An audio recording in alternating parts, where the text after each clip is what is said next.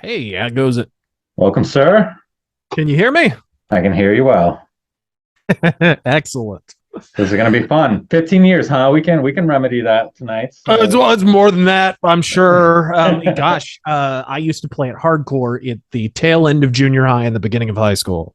perfect. And I did some tournaments and all kinds of stuff. But I cannot remember. It's been years since I played a TCG, so Really. it should be interesting. I Ah, remember the scrapyard. yeah, I scrap remember, heap. I remember, I remember tapping cards.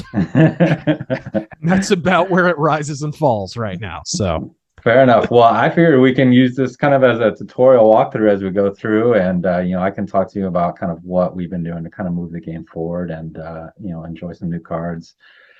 Tweaking some of the kind of sweet. older rules that kind of grown stale over the years, and yeah, it should be fun. I'm looking forward to it, dude. I remember loving this card game, and this is what got me into BattleTech. Actually, this is Really? what the little booklet that was included in the starter box is. I still say like the most underrated primer on the lore of the world of BattleTech up until the clan era. It Awesome. is so underrated. That little booklet with the here's the history of the inner sphere so far. Yep. So underrated.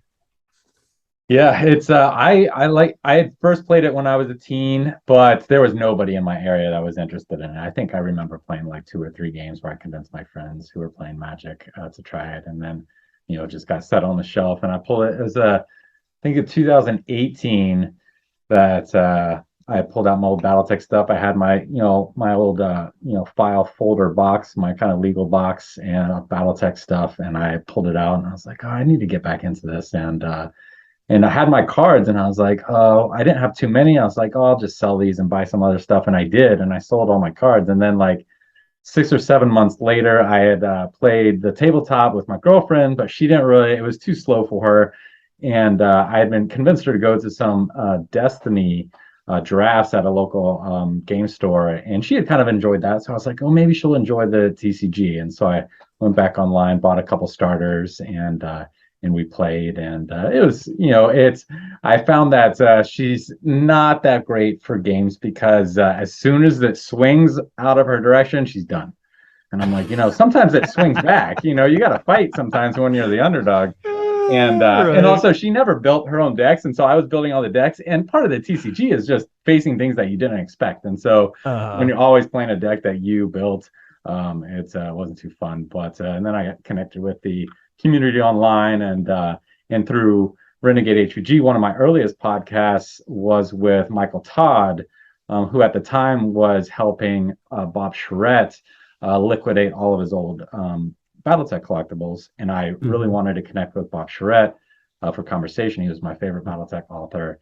And Great uh, author. and I reached out to Michael Todd, and he had made three fan made TROs, like full volumes, very very incredible work from a fan, and so we recorded a podcast talking about that. And Michael had been he had maybe like a couple years before had some friends, and they put together a template to make some custom cards, and the cards look great. And so we got to talking about that, and after our conversation, he forwarded me the templates, and so I just started kind of going to town with making my own little kind of fan made cards and custom cards, and then I spent countless. That was like my main go-to distraction hobby for like a year and a half, and I just dove into making custom cards and redoing them and redoing them and redoing them, and kind of figuring out how to balance and learning the old game again, and kind of trying to learn it at a higher level. And that's kind of where we've Yeah. gone to now, Did you find where a way to make the blackjack not shit? I did. I think I did. I think I did. Actually, I've got we made this custom here. I'll pull it out. So here's my Oh, loving it. blackjack. And Oh, so loving it. yeah, My favorite HBS. medium, and yes, I'll admit this out loud in front of witnesses. Very cool. Yeah, and that art actually even lends to kind of like a full art treatment. And so I Yeah. printed Isn't those that up. the art from is it Heir Apparent, the stack pole thing? It Or am is. I crazy? Yep. Oh, okay. Actually, is it? No, this is from HBS BattleTech because Jen Rappin is the artist, so it has to be an HBS BattleTech. But there, Well, I Heir, think I Heir know. Apparent was the it was the lead-in novella into the Oh, game. okay. Okay. Yeah, so Then it yeah, might be the same art. Yeah. definitely. Yeah, and I when I was I had been doing all the art, just to enjoy myself, but I didn't want to. I wanted to kind of share what I was doing with other people and do some giveaways through Renegade HPG. But Oh, I didn't want to. I didn't want to take liberties with art that didn't belong to me. And so there were some great artists in the community, fan art, DC Bruins and Florian Melly's done some great art. And so I distributed some cards with their art for free to people who asked for it. And then I reached out to HBS to Mitch over at HBS, probably about a year ago now, to see if he'd be okay with me using the art for cards to give away and to use as prizes for the online events that we've been doing.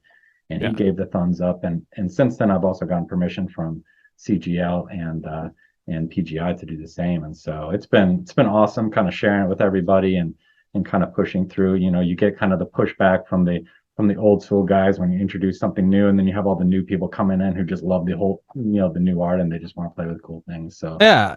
I don't get the pushback because it's like a fan thing, and it's like, okay, if I fuck up, this can change, right? Like I could just change this. It's not it's a like big deal. I'm not going to come into your house and like force you to play with these cards at gunpoint. You will probably never see them beyond these pixels on your screen temporarily until you continue scrolling. But you'd be surprised how offended people are that other fans might, create a project or cards of their own.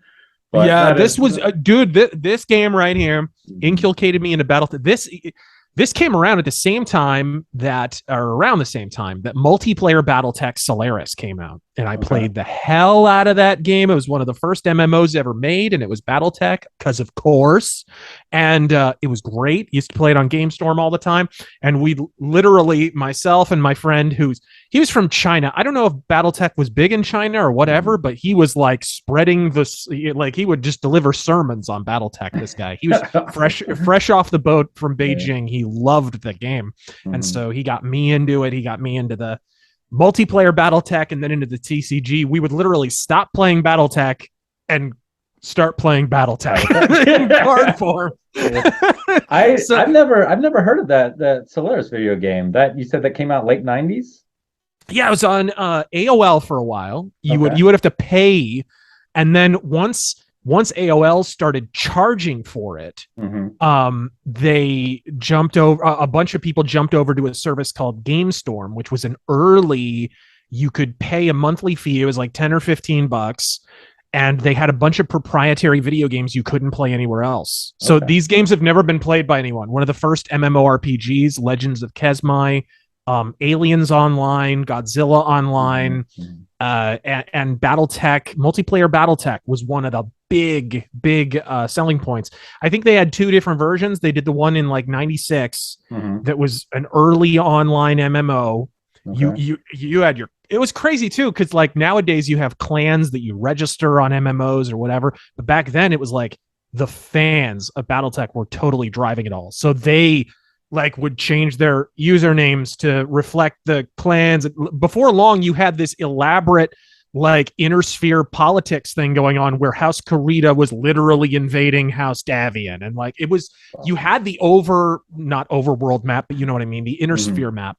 Yep. And it would change from game to game, but it was built around the MechWarrior 2 engine, I believe. Okay. And so just imagine playing MechWarrior 2 in a massively online multiplayer environment. And then I think, if I remember correctly, the inner sphere map was up there on the screen, and you could like go to different planets and drop there, and there were just matches there. It had a pretty high player population for that era, but there's very little footage of it anymore even on YouTube or whatever, but it was big for a minute. So that and the BattleTech CCG, I would love for some fan to like put together some kind of thing like that, kind of like what happened with Asheron's Call when that was taken down or whatever. That'd be neat. But that was a big part of getting into BattleTech for me. That and the cartoon was on around that time too, if I remember correctly. Yep. 96, 97. I think it was November 96 was the episode. That's a good time to be a BattleTech fan, man. It was a good time. I just remember, I remember how side, because I probably started BattleTech. It would have been 91, I think. My older stepbrothers introduced me to it. And then I spent years where I just had kind of like the original MechWarrior RPG source book, and I would kind of build build characters, and I would build custom mechs on my own. And then I was into the novels, and I was reading the novels a ton. So much that in middle school, my middle school English teacher was like, Travis, your book reports are great, but I want you to do a different kind of book, because every week I was doing a book report on a new BattleTech novel, and it was awesome. And yeah, and I remember did you get the personal pan pizzas from Pizza Hut? Of course I did. Of course I did. Read it, I think it was. I actually just mentioned that to my girlfriend the other day. Oh, dude, I tore through the entire Redwall series and BattleTech and the Rogue Squadron books. You have no idea how many pizzas I got for them. Yeah. Yeah, I told Mike Stackpole when we were chatting last, I was like, when Rogue One comes out, we'll have to reconnect. And then of course, that's not working out too well. But yeah, so Rogue he One, lives out here. He lives out here in I think Scottsdale, around here. Yeah, he does little store signings here and there. I've seen him every now and then. Okay. He was a ton of fun to talk to. Yeah, he seems like a cool guy. Very, very, very energized, engaged. It was good times. I love when the authors love to geek out as much as, when I got to talk to Plain Pardo, he was just geeking out about one item of lore or one mech or whatever, like it's just freaking, I love that kind of stuff, because that's the same kind of stuff that I'm into. So one I would love to connect with is Timothy Zahn. I loved his original Star Wars books, and I'm on his Facebook page, and he's always popping up at little conventions here or there, but that'd be a good one. Did you ever get into Heavy Gear at all? I didn't. Back in the day. I did play the game. It's pretty good back in the day. I remember that. And the tabletop is actually supposed to be pretty boss, incidentally. kind of a it's sort of like BattleTech, but confined to Earth. Okay. Sort of. Okay. It's like a post-apocalyptic, we have just shit-hammered the entire planet kind of a scenario, and everybody's got to fight with giant robots, right? But it's good. It's very similar. It has a lot of the same appeal as BattleTech in terms of the gameplay.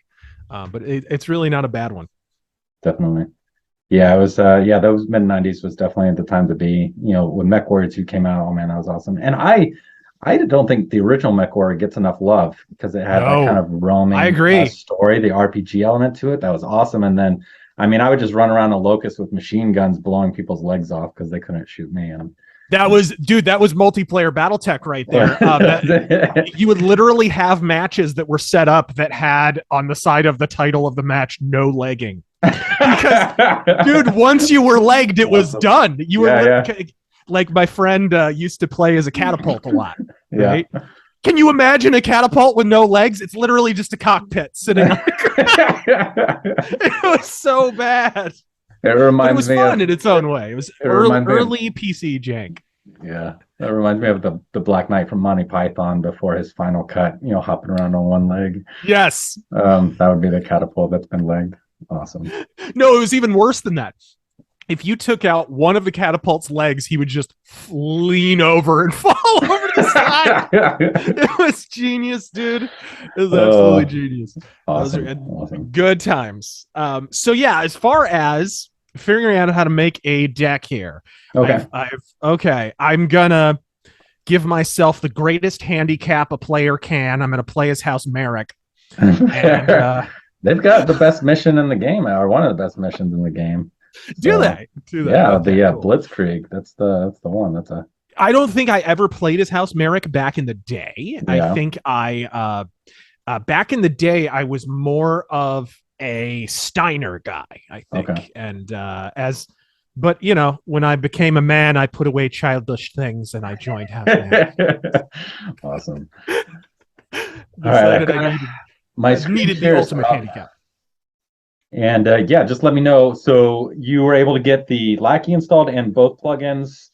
Mm-hmm. And then we have the organized play plugin. So that's the BT TCGOP. And so for anyone watching, you basically, once you get Lackey set up, you would just go to this browse installed plugins, pick the folder. There's no executable files here for anyone watching. You just basically download, undo the zip file, put it on your computer, and you go. But yeah, just plop it in the folder. Yeah, and then there's multiple. Actually, I just released this what I would call a classic. So it's only WotC cards, And then the BattleTech Tactics is the other big fan project to kind of expand the game. But with the OP plugin, basically what I've done is we've gone through all of the old WotC organized play rules, stripped out all the cards that have been banned, changed all the cards that have been errated, and then any cards that got revised in later sets, we removed the original ones because they're not playable. And then any for my own sets, so we've got two kind of proto expansions going. We have Revival, which focuses on all the 30-50 clan units and all the 30-25 inner sphere units. And then the Helm expansion, which is going to focus on all the 30-25 or the 30-50 inner sphere units. And so those we got about 200 cards between those and the plugin so far. Basically, it's kind of a, I spend as much time as I can kind of tuning them and then kind of put them out to the community and then just try to get feedback and kind of fine tune them as we go. And since we're not printing millions and millions of copies of them, there's no reason for us not to tweak things if we find out it's broken. And so that's what this is kind of been. But my cards are easy to identify because they're all white border. But yeah, so we popped some good ones, and there's a lot of units from the original game that were just like you said with the blackjack, just wasn't necessarily useful, playable, and so a lot of those I've gone through and revisited the costing and the card conversion and made updated versions. I definitely, for the original game, the later sets, probably the latter two sets, was when they really kind of dialed in their card costing formula. And so there's a huge difference between the later sets and the early sets for just balance and what's useful. And so a lot of those early ones, we've done and redid them, Okay. Now I need to take another look at the cards and how everything's set up. The bottom right is that the cost or the power? I can't remember which it is. The bottom right number. Bottom right number is their attack value. Attack value. Okay. I knew that was a significant number. Okay. Definitely. And then the top left number is the cost. And so that's telling you and we call that the base cost. And so that mech is going to cost 3 no matter what. Now you'll get other mechs. Let's pull up, I think, like this hoplite. So the hoplite has a 1 base cost and then 1 M. And so there are different kinds of supports. As this was a Richard Garfield game, I think it was the second or third after Magic. And so a lot of the kind of resource systems have parallels. They rhyme. They're not necessarily photocopies, but there are munitions, assembly, politics, tactics, and logistics for supports.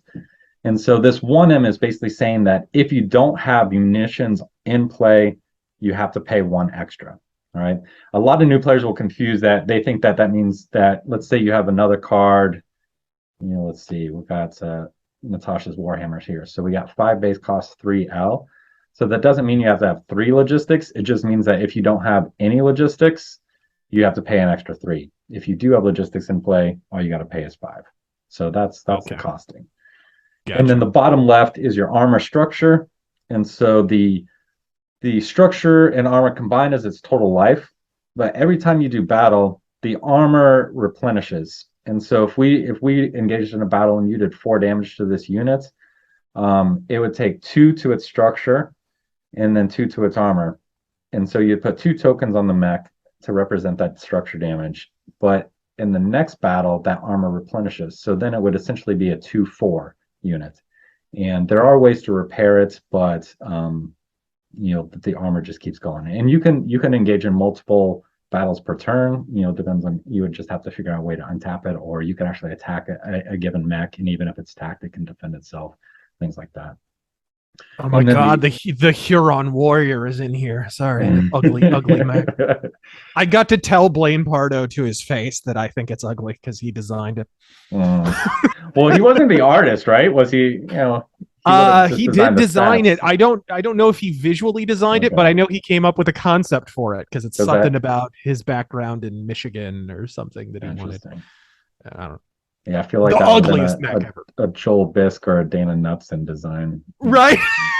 It's like it has a flying saucer on its back. Definitely.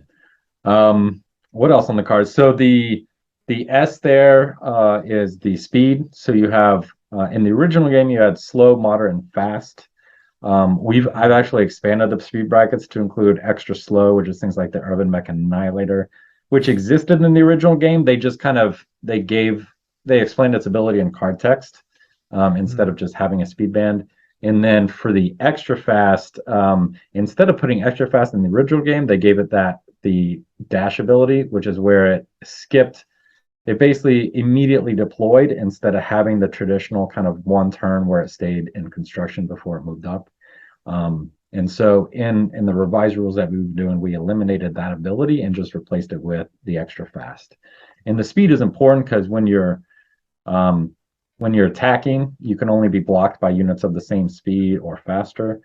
And you can also attack individual units if they are slower than you. And so adding an extra speed band allows you to you can send a dasher after a locust, for instance. So I want to call it dasher. We call it fire moth here. But that was an easy way to distinguish some of the new clan cards from the old ones is we just use their Innersphere designation. But and so some of these cards don't have art, but most of them do. They look amazing. But yeah, so you can see here on the bottom half is the card table, and so you can just start typing in whatever the card is, and you can find it right in there. Is there I cannot remember what is the deck limitation as far as the number of cards. I cannot remember. 60 cards.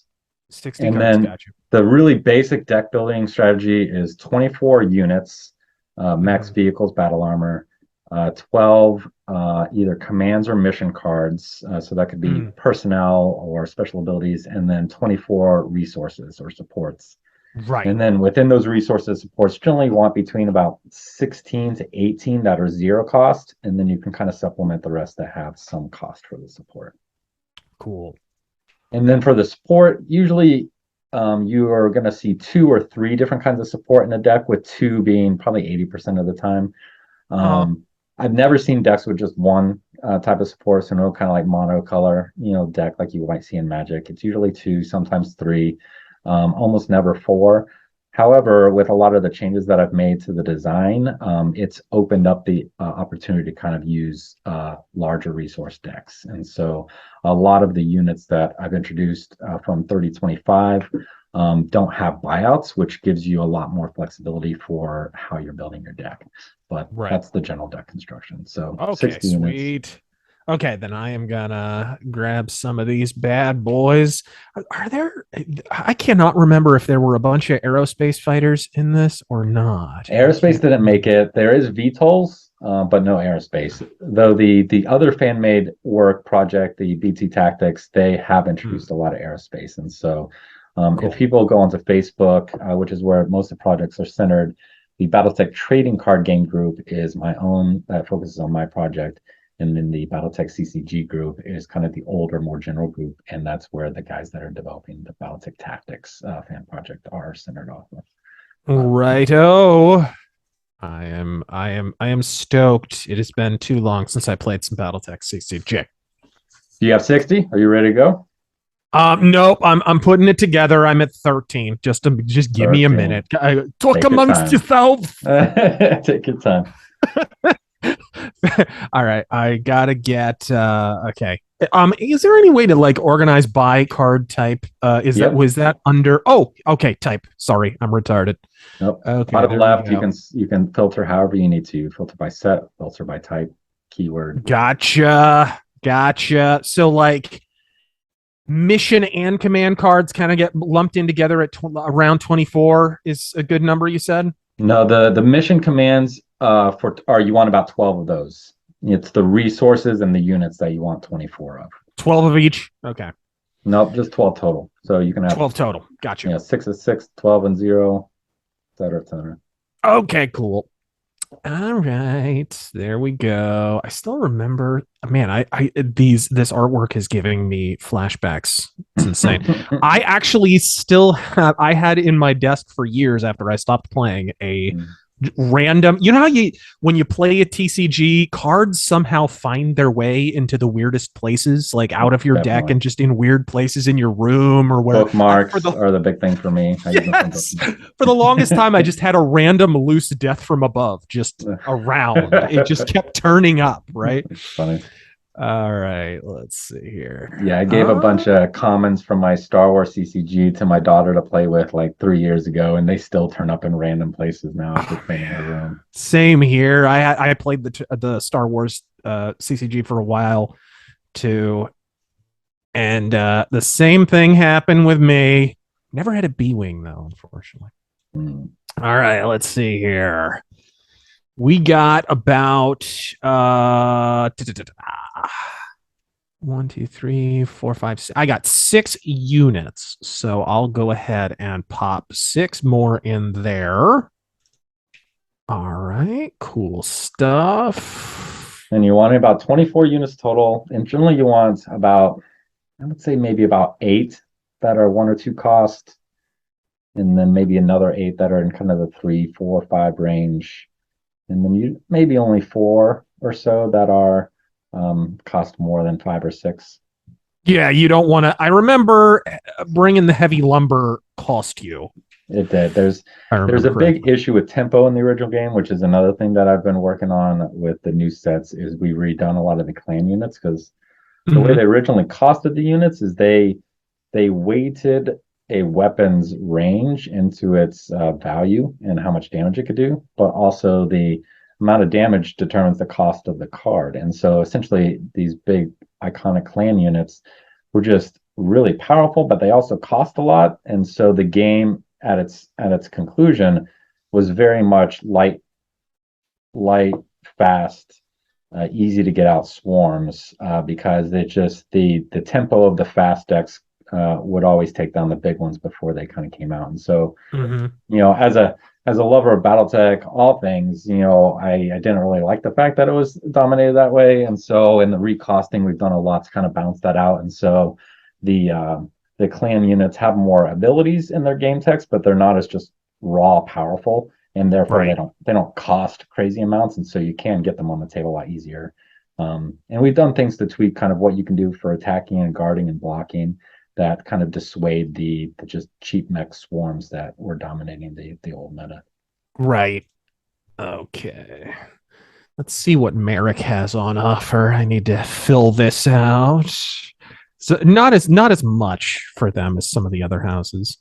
Yeah, things like Oh, the flea is a good one. That's one of the newer yeah. ones. The wraith is a great merit card. Can't remember. The Spectre might be a merit card or it might be a Lao. Up to general one. Um, Okay, here we go. Of course, safe. You got a card for safe. Knights of the Inner Sphere. Yes, please. That's man. Some of the artwork for these back in the day. got Look the at old them. 80, the huge Oh my noses, the god. long hair, No the wonder the mullets. jihad took these guys out. Jesus. All right, let's see here. Oh, loving it. The anvil. I love the anvil. Anvil's a It's a good one. terrible mech, but I love it. The card is good in the game. It's a solid card. Yeah. Does it pair with the hammer well? I can't remember. I mean, in actual BattleTech, they're like inseparable. The Oh, it's hammer, a yeah, the one. hammer's a solid mech. It's a one cost to attack. Usually you want to avoid mechs that only have one attack, but yeah, those cheap mechs that have 2 attack are good, reliable units. Yeah, that's not bad. It's not bad at all. All right, sweet. 4, 5, 6, 7, 8. All right. Let's get up to 12. Okay, there we go. I will go ahead and grab. Trying to avoid the clanners. There we go. Wraith. That is some cool art, actually. So if you use the Merrick filter down at the bottom, that'll help you find Merrick Yep, I've units. been I've been using that. Yeah, So don't be, there are a lot of generic units that are going to be helpful for that. And so you don't want to take exactly. advantage of that. I know there's just generic inner sphere, Mm-hmm. so let's go ahead and Trebuchet will be a good Merrick mech for you. Trebuchet, yes. The Hermes, we've got a new Hermes in there. That'll be a solid Merrick unit for you. That's all right. Panther. I like the Panther. Okay. That's great. I'll leave it alone. I could probably justify it, but no, I'll leave it alone. All right. Let's see here. Yeah, this is great. The challenge is going to be the command and mission cards. I have quite a few. 3, 4. Okay, I'm up to 10 units. You said about 12 would be good? 24 units. Oh, 24 units. Okay. Yeah, 24 units. 24. Okay. And let's go ahead and just... And pick some of the ones you like and just add multiples. Those buttons in the middle of the screen, the +1, +3, plus. That's a good point, actually. Trying to help you Maybe, add some bulk. Ooh, the Phoenix Hawk. Let's see here.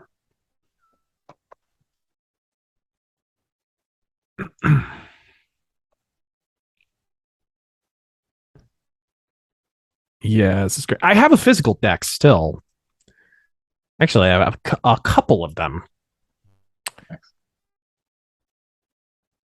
Let's see what's the big difference between the Helm expansion and the normal Phoenix Hawk.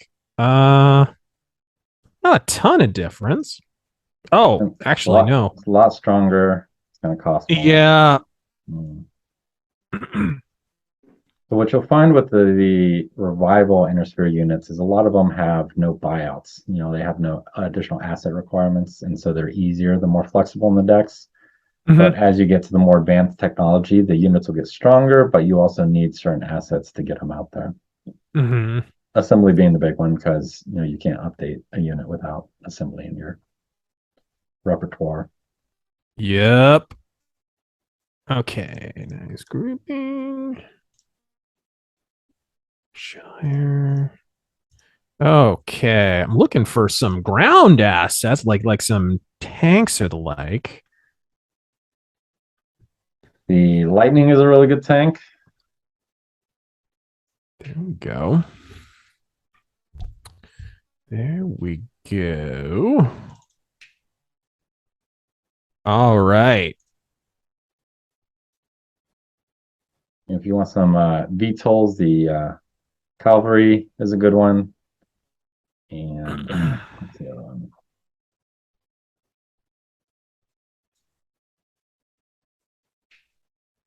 All right, there we go. And the Serrano is another. I think the Cicada is a Merrick Mac.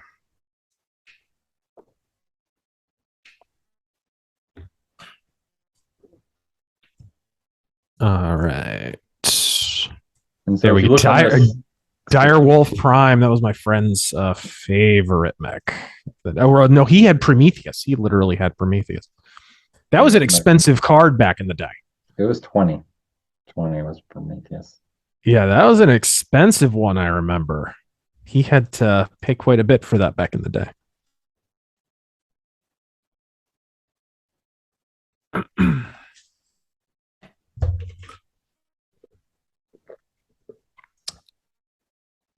Advanced manufacturing techniques. Man, some of this art is just awesome. Yeah, we've blast from the past. We've been running a lot. How do you feel about the progression of the BattleTech and Mech Warrior art over time? Oh man, you dig in. Like, I have my things that I like about it and my gripes. Like, it's a little boxy. There's not a lot of, but at the same time, there's no like sharp angles or round angles anymore. Like everything's got those kitty corners on it, looks a little, I also think it looks, especially in the Mech Warrior Online and things like that, it looks a little new. Yeah, I mean, you're speaking my language. Actually, I set up a Patreon just to kind of pool community funds to make new art because I wasn't super happy with the direction that it's been going lately. But I think it's just gotten bland. I love the kind of lived in, gritty, day in the life of an Innersphere citizen, character and atmosphere of the old arts. and it's progressed to this point where it's just like, here's a cool mech shooting, and there's a cool mech shooting at that, and here's a glory shot of a mech shooting here, and also the boxing. I'm not a huge fan of the boxiness. I like a little bit of a blend between, that kind of the modern CGL take and the old anime mecha take. And so, like you said, I don't want everything to be boxy. I think MechWarrior Online has had a huge effect on the artwork, and which is the thing about the MechWarrior Online stuff is it's all designed to work in 2014 computer software, and so there are limitations to the imagination that you can do it with that art. And then I think that's where most people come into the 31st century combat. Most people are aware of it through MechWarrior and not through BattleTech. And so a lot of the community, that's just what they know as BattleTech. And I don't like the walking tank kind of comparison. I like, there's no for reason assaults. I think that's pretty cool. For assaults, I think that's the way to go. But and I've always said agree. like a light mech is kind of like an Olympic sprinter, and then a medium mech is kind of like a running back, and then a heavy mech is kind of like a lineman, and then an assault mech is kind of like a sumo wrestler. And so there's an athleticism to all of them, but there's also very different movement patterns. And just the idea of a medium mech moving clunky seems kind of absurd to me. I like DC Bruins animation style and how he has his mechs move in his animation. So that's kind of I dig that stuff. And I had a chance to chat with Sam Lewis, who was the president of FASA around our time when we were getting into it. So he would have been early '90s, so maybe a little before us. And I asked him about this. I was like, "How do mechs move? How do you envision it?" And for him, it was Pacific Rim, like obviously smaller scale than Pacific Rim, but that kind of dynamic movement was more, what he envisioned. So not as clunky as the walking tank. I don't care for that. And I think, like you said, with the art, it's just bland. It lacks some character to it. I want a little bit more life in my BattleTech. How much? Okay, help me out here. How much, like munitions, logistics, the whole support stuff? About how much should I be shooting for here? So you want, of the basic supports, I would say get about 13 or 14 of them, and then a couple think tanks to give you some flexibility. But for as far as each one, generally when you're building your units, if you just kind of scan through your units real quick, you can kind of see what kind of buyouts they require. And for the most part, you don't ever want to pay the buyout. And so you want to have supports that'll cover it. And you want to kind of limit your mechs you've chosen to only be 2 or 3 different asset buyouts that you require. And so you can look at the cards in your deck and you can see, okay, A, M, L is what I'm seeing. Generally, you're going to want your main asset. You're going to want about 7 to 8 of those in your deck, and that will guarantee you that you'll get it at least on the first turn, if not the second turn. Well, not guarantee, but statistically likely. And then for your kind of more less important assets, you might take anywhere from 3 to 5 or so of those. Things like the think tank, which is a card that you can scrap at any time to permanently get an asset. Those are great because they kind of add flexibility. War Funds is a card that's pretty almost an auto-include in all decks. And so what War Funds does is basically allows you to search your deck for any assets and then put it into play. So I would put 2 or 3 War Funds into your deck. And when you go there, you can enjoy some of the custom art we commissioned from Eldonius Rex. Nice. We made this custom War Funds card to give away through Renegade HPG. So. Looks great. All right, cool. Let's add a couple of those. Oh, the Wolfhound. I like the Wolfhound. Oh, that's a nice little 1-cost mech. That's not a clan. No, okay, it's good. All right, cool. All right, I'm getting close here. I think I'm like 5 away from 60. So thank you for your patience, sir. Of course. All right. Yeah, I'm hoping for people watching, this can kind of be like a little instructional for them. Yeah, because I am like a blank slate. I can, I can remember vagaries. I can't remember specifics about how this game is played. So I'm kind of tabula rasa here. We'll walk you through. All right. About how many units do I have? 1, 2, 3, 4, 5, 6, 7, 8, 9, 10, 11, 12, 13, 18, 19. Okay. Yeah, I got about 19 units. So maybe I'll just round out my deck with some more units. Um, okay. The Some good ones. Some of the new ones. The ooh, Hunchback is really good. I already got a hunchback in there. I Excellent. had to grab the hunchy. The Uh, Crusader is a solid one of the new mechs. The Marauder and nab Warhammer are also both solid options. nabbed the Crusader because that's got a Merrick represent. Awesome. Um, Yeah, that was one of the fun thing about the custom cards that I've done as well is when the original game came out, it was right in the middle of the Unseen debacle. And so none of those original mechs were in the original game. was And it? so I can't remember. I know right in the mid to late 90s was when FOSSA were just getting airtighted legally on every side. Yep. And so basically I've gone back and pulled all those units in the game. And so we have all the Unseen are back in, alive and strong. Nice. Purple Bird Strunk. Okay. I am one away. Let's go. Do I already have a flea? Do I have a flea? I feel like I need a flea. Let's go flee. Let us boldly flee. All right, sweet. I like how the flea revised looks like a toaster on legs. It's genius. That's great. I miss all those. How do you feel about BattleTech? Do you like the old black and white art from the source books and stuff? Like I can't get enough of that stuff. Some of it's great. I mean, some of it dated, but Right. my favorite piece of BattleTech art probably is Jeff Lovenstein's Archer under repairs, where it's just kind of Archer with its arm taken off, and you got tech swarming all around it. Yes, I remember that. I love that stuff. I remember that, and I remember the old. God, I don't even know what this came in. Did it come in one of the BattleTech starter boxes back in the day? But the big Madcap poster where it was a cutaway. Yes, yes. And you could see inside of it where, they keep the 50,000 missiles somehow. Well, then they have Mary Poppins technology, like her little purse, and so it all just kind of magically fits in this very limited space. Yeah, actually, the missile launchers have a bunch of Tinky Winky bags in them. Actually, yes, all right, cool. I am set. I am at 60. I don't know if it's any good of a deck, but I have a deck. So let's give it a name at the top. So deck name, type it in. Okay, I've done that.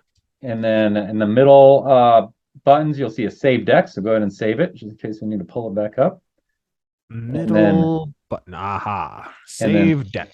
3 buttons to the right of that is load entire deck to you. Don't press that yet, actually. We got one more step, but that's what you will do to put it into play. We're going to go to the server tab for the program. Sweet. And we're going to connect to the game matching server. All right.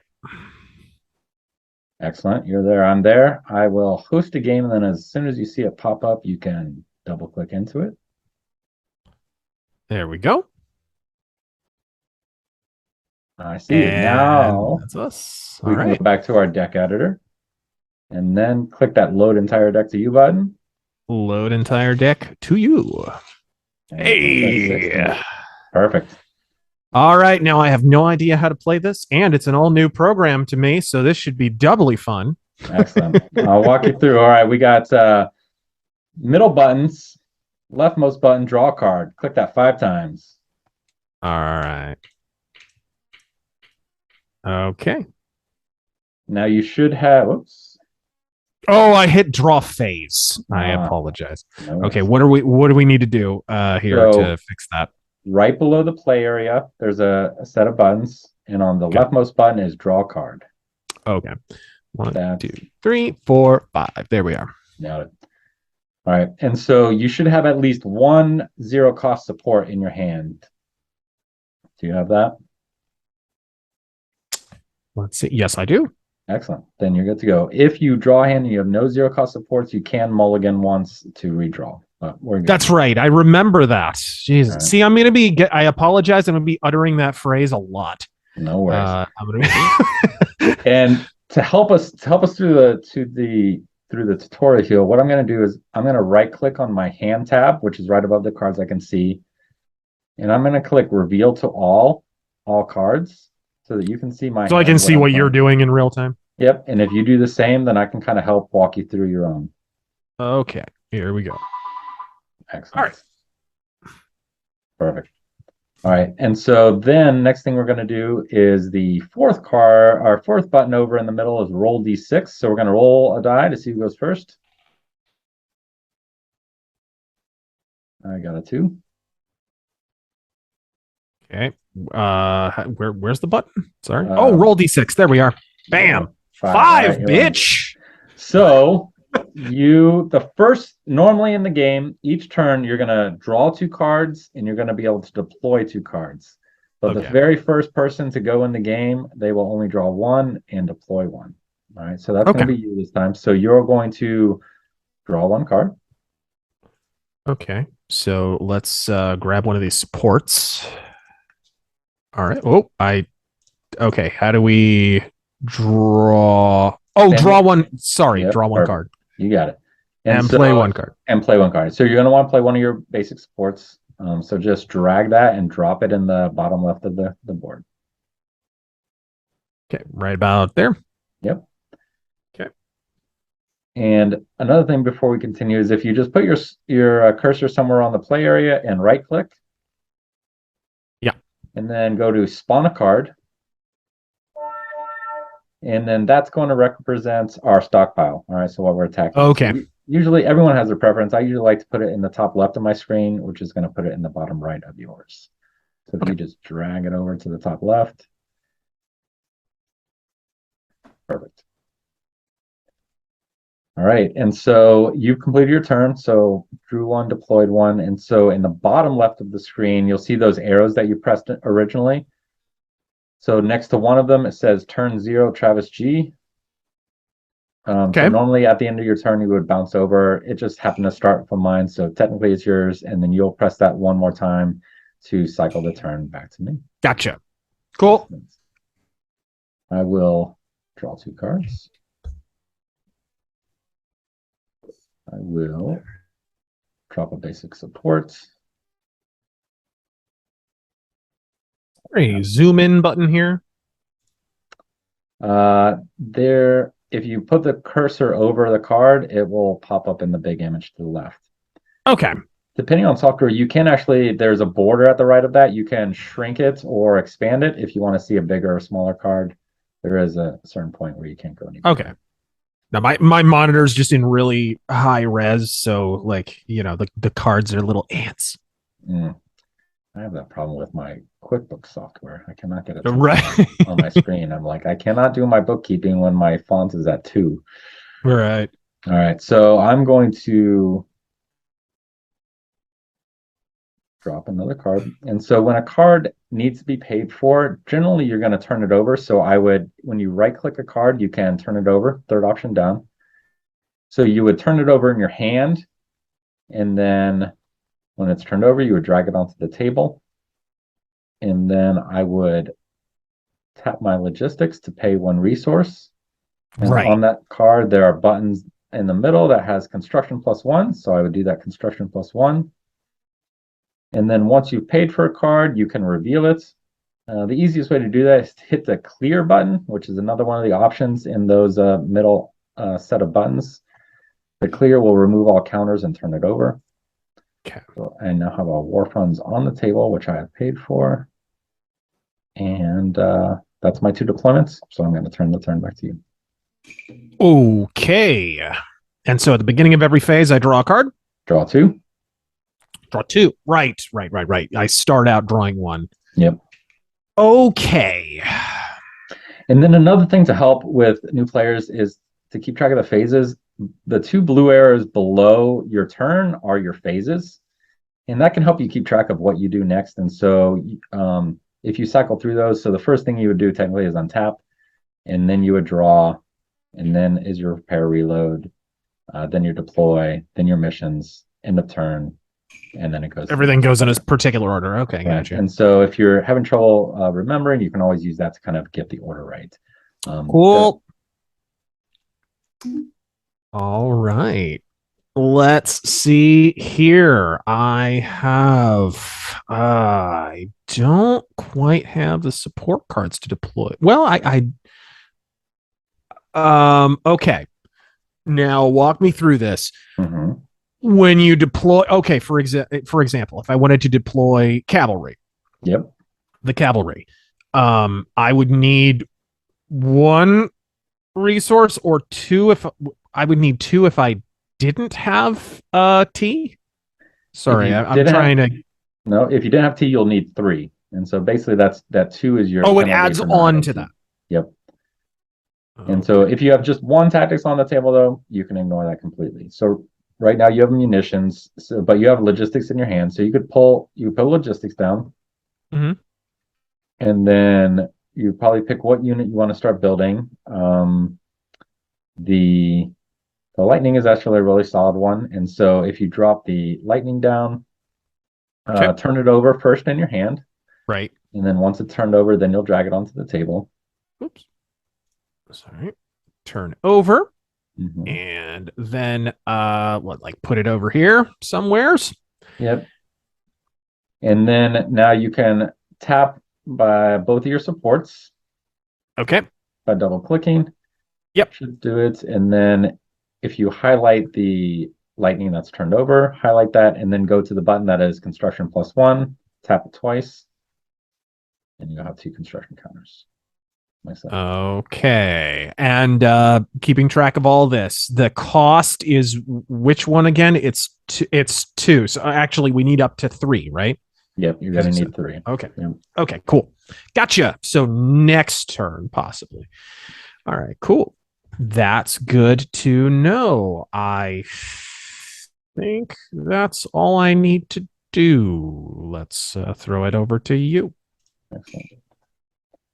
And so as we build our table here, there are different regions that we'll talk about. We put our resources in what's called the command region. Mm-hmm. Beside the command region is your construction zone. So that's where your lightning is right now. In front of those zones tends to be your patrol region. So once you have completed building a unit, you're going to move it into that patrol region. Move it forward. I do remember that. I remember that your scrapyard was generally off to the side and your supports kind of hung out in their region in the back, usually in the back somewhere. Yep. And then you had sort of the area where your stuff is being constructed. Then you sort of, do you have multiple lines of offense and defense? I can't remember with like mechs and whatever, is there a forward or is it all in the same area? So your patrol region is basically kind of like a flexible deployment zone. And so one of the cool things about BattleTech is that almost any card on the table can be attacked. And so if you look at your support cards, they have 4 armor, 3 structure. And so you can destroy people's resources in that. When you're in the patrol region, basically that's where you attack from. And it can also be where you defend from. And so if you are in the patrol region, if someone attacks anything you own, if you're equal speed or greater speed, you can intercept that attack. Block them. And block them, right? And if you do block them, then they can't deal damage to the card that they're attacking. Unless they have special abilities that allow them to do that. Now you can, with slow units, you can block with slow units by designating them to guard something. And so let's say I have an Atlas sitting in my patrol region. If I wanted that Atlas to be able to block a locust that was attacking my stockpile, during my mission phase, I would just reassign that Atlas out of the patrol region to guard the stockpile. So it just could bogard that particular thing. Cool. And so it takes away the flexibility, but it lets flexibility in terms of what it can guard. But then when it guards, it can guard regardless of speed. Right. It goes from Michael Jordan to Manute Bol. There you go. Gotcha. Cool. All right. All right, my turn. I will draw. All right, we've got. I'm gonna drop that heavy fog art is boss. It is. That's great. It's a good card too. One of the better missions in the game. Yeah, I grabbed that. I made sure to grab that. All right, I'll drop this field repair unit. So with that, I'm just going to deploy it face up because it's paid for right away. So it's 0 base cost and 3 L. So since I have L on the table, which I need to untap, it's free. You'll see at the bottom it has the A, so it actually provides an assembly asset. So I technically have logistics and assembly on the table right now. Cool. I will, with my second deployment, I'm going to play a Griffin.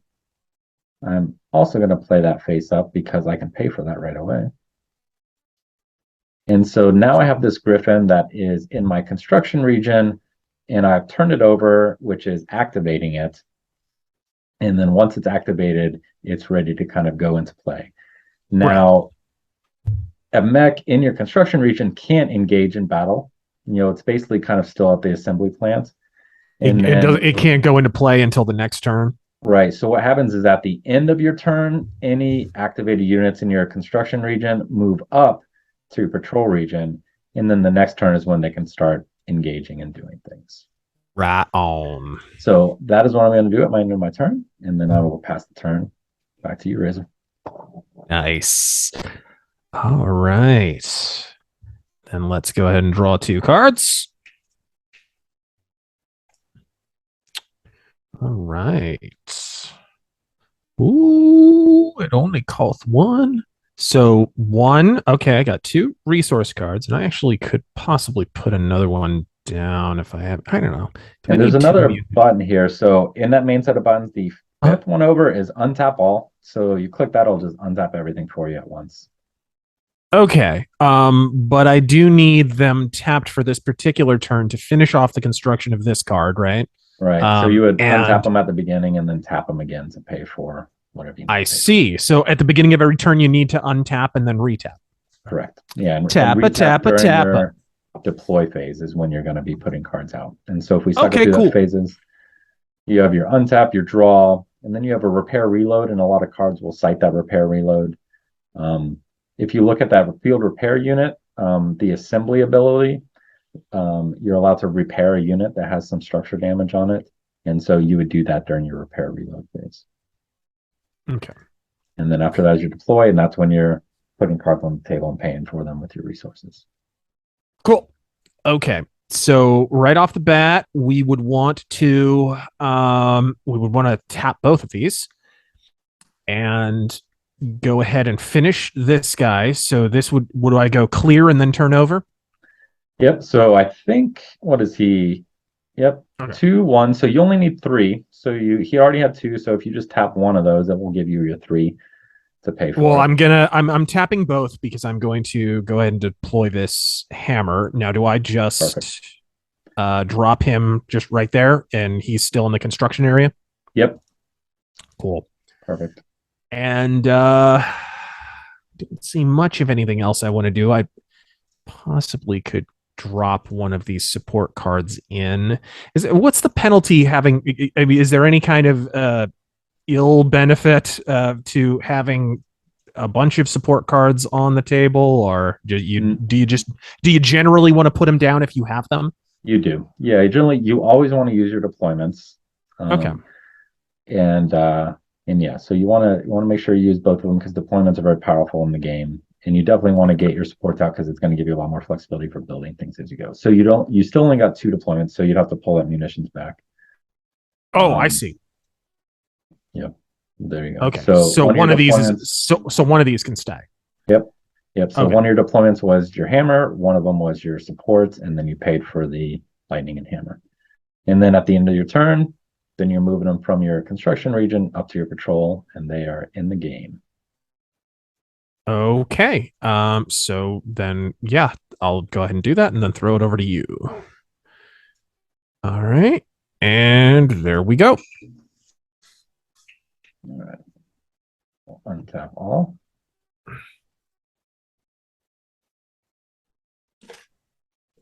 I'm going to put down a wasp. Oh, sweet. And so the wasp is super fragile, but he has a couple bonuses when you deploy him. So if I deploy him face up, I get an extra deployment that turn. Really? And then also, whenever I pay for him and activate him, I get to draw a card. So I'm going to do that now. Pay 1 to cover him, draw a card, and I drew a hoplite. So I still have 2 more deployments because that wasp technically deployed for free. I will deploy a hoplite for one of those, and I will deploy a weapons depot for the other. So you have a limit of how many deployments? 2? 2 deployments, and then by deploying the wasp face up, I got an additional Get a little bonus. Okay, gotcha. Exactly. And so I will tap 1 to pay for the weapons depot, which I'll put in my command region. I'll tap the logistics to pay for the hoplite. So those are both active. And I have a griffin ready and waiting to do damage. So if you look at the Griffin has 1 base attack, but in its abilities, it has missile 1 and jump. Mm-hmm. And so missile 1 is an ability where it's changed a bit from the original in the version that I've been running through organized play. So originally missile was something that you always rolled a die for. On a 1, 2, or 2, you did 1 or 2 damage, and if you had munitions on the table, you could do 3 damage on a 3. On a 4, 5, or 6, you would do no damage. Munition generally was a kind of a dead ability in the original game because it was fairly weak. And so we've adjusted it so that you do damage on a 1, 2, or 3, no matter what, whether you have munitions on the board or not. We've changed what munition does to do things like reloading units to alpha strike. And the missile has another ability where in the original game, you could bypass a blocker and still hit your target. So if I attack your stockpile with my Griffin and you block with, let's say, the hammer, I could still opt to send my missile at your stockpile and roll for damage. And now we've also added ability. And if I remember correctly, the game is over when your stockpile's empty. Correct. Right? That's correct. Cool. Yep. And then the other thing that we've changed for missile is that if you don't want to roll for missile, you can just opt to use missile as straight damage. So I could either say, well, that missile is just 1 automatic damage, or I could opt to roll for it and try my luck. So that being said, I'm going to go ahead and attack your stockpile with my Griffin. Okay. And so I'm moderate speed, and you are moderate and fast. So you could block with either one of those or both of them. You don't have to do either. But you I'll go ahead and use the tank. Let's see the tank do its thing, and I can. Well, wait. Your turn is not over. No. So in order to block from the patrol region, you're going to tap your lightning, and then we have initiative that determines our order of operations. So to go ahead and tap your lightning to indicate that you're blocking with it. Okay. Tap. Excellent. And so the order of resolution is determined by initiative. Now, when you play the game, you start with 0 initiative. And initiative is what allows you to play missions. And so you can play 1 mission per initiative that you have. Now, neither of us have tactics on the table right now. So technically, we both at 0 initiative. So we can't play any missions. But whenever you have a tie on initiative, the winner or the attacker is the winner of that tie. And so what that says is that you have to assign your damage first to me, and then I get to decide what I want to do to you. So there's not a whole lot of option here. So you've got your 3, you're doing your 3 to me. I've got 1 armor, so 2 of that is going to get through structure. So I'm going to go to the damage button and click that twice to add 2 damage. Okay. And for me, I've got 1 base and 1 missile, and I am going to opt to send my missile at your stockpile. So I'm going to do 1 damage to you. Okay. Now, the drawback for vehicles, and this is why you tend to get vehicles that are a little extra strong or extra fast for their cost, is that if you look at the vehicle text on the card, it says that if it's received any damage, you have to roll a die and on a 6 scrap. And that's actually been errata. That was errata almost immediately when the set was released, so that if you're on a 5 or a 6, you have to scrap the card. Okay. So do I need to roll now? Yep, you roll. Okay. 1, so you're safe. Okay. And then I need to roll to see if I damage your stockpile. So I'm going to roll 6. So I deal no damage to your stockpile because 4, 5, and 6 does nothing. Okay. And then that is the end of my mission phase. At the end of my turn, I'm going to move my wasp and my hoplite up, and then I'm going to pass the turn to you. Sweet. All right, so we untap our resources. And we need to draw 2 cards. Janos Merrick's Legacy. I love it. Look at that Thomas Merrick art. Isn't that fantastic? Perfect. All right. He did nothing bad will happen with him later. Nothing at all. No. Good, peaceful life. Both of them. Exactly. All right, sweet. Let's go with wouldn't mind getting this guy on the field. This logistics. What is this? Look at the top 4 cards of your stockpile. Use up to 2 of those cards which aren't mission cards. Show them to all players and deploy them. These do not count as deployments. What? So this is like an insta deploy. That's a great card. Put it up. Get it out. Yeah, that's not bad. So what would I do to play this? Where do I put this? So that goes as soon as you've fully constructed it, it'll go in your command region. So okay. So you need to construct it first. So this is a 2, and if you have logistics on the board, which I do, then that would just normally be 2. So just tap 2 of these and right. And then this I can go ahead and play this. And so here I would just draw 4 cards? Yep. So you can, the first thing it says scrap when revealed. So you're going to scrap it now. So you just drag it to the button above your hand where it says scrap heap, and that will scrap it. Wait, drag it where? Sorry. So there's tabs over your hand stockpile scrap heap. And so you can just drag it over to that scrap heap tab and drop it. Perfect. Oops. Something else. Did that do it? Nope, that dropped something else. I think did you press the button that said scrap a card? Yeah, you did. Yes, I did. Sorry, I saw that. No worries. What did I need to do? So click the actual card, secret buildup on the board. Right click on it? Nope, just left click and drag it over off the board and drop it into that tab. Which tab? Sorry. The scrap heap. So look at your hand. Right above your Wraith and your Cavalry is a tab that says scrap heap. Scrap heap. Oh, there it is. Okay, there we go. Sorry about that. No worries. And now the text is super small on my screen. So I'm like having to sit here, like look at it, like freaking squinting.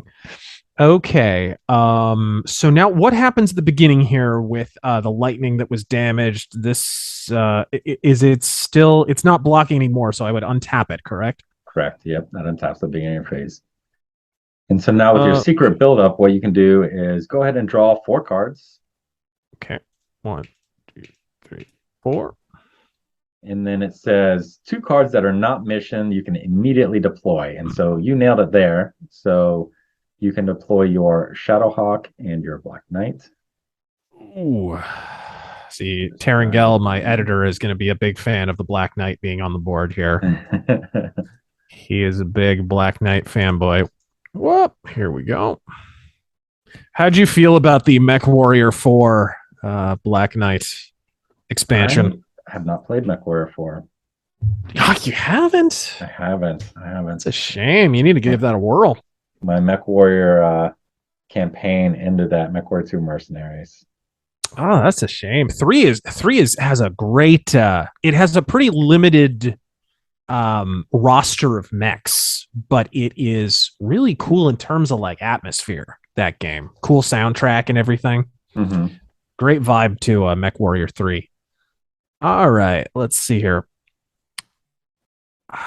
So what shall we do now? These guys are deployed, so they can't just go into battle. They were just deployed. So they're deployed, but they're not paid for, and so you have them on the table.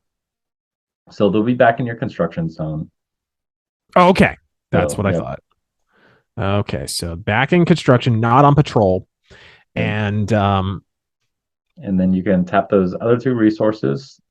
to pay for. I would put them on the Shadowhawk, and then that's a good idea. So let's see here. So construction will do 2, right? Yep, correct. Okay. And then if you go back to your hand, the other 2 cards that you drew that you didn't employ, those get scrapped. So the War Fund and they instantly get. Okay. Okay. Cool. All right. There you go.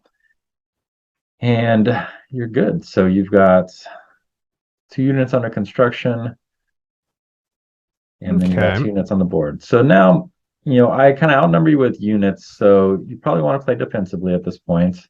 Yeah, I don't think attacking is the way to go with a little 30-ton mech and a tank that has 1 damage.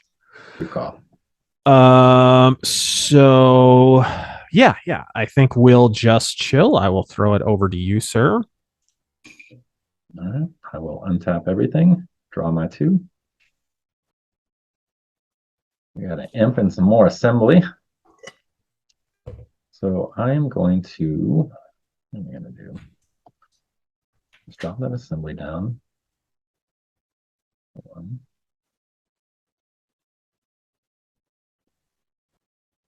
So I am going to tap my assembly to repair 1 damage on my Griffin.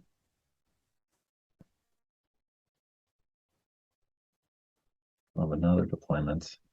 I'm going to drop this card to start constructing. Let's go tap that.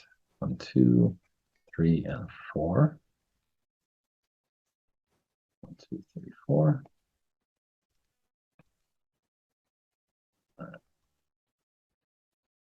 I am going to send my Griffin at your stockpile again. You bastard. All right, so he's doing 1, right? 1, plus the missile attack, or assuming you're going to do the missile attack. Correct.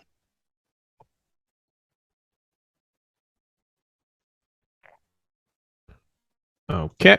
So what are we? Am I rolling the missile, or you are? So are you letting it go through, or are you blocking with something? Oh, sorry. You can do either. Yeah. Well, let's see here.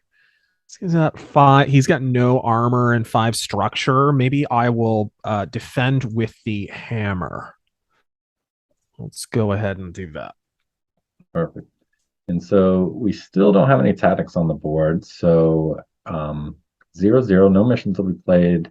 You'll deal your damage first. You're dealing 2. Mm-hmm. 1 goes to my armor, 1 goes to my structure. So I'll add 1 damage counter.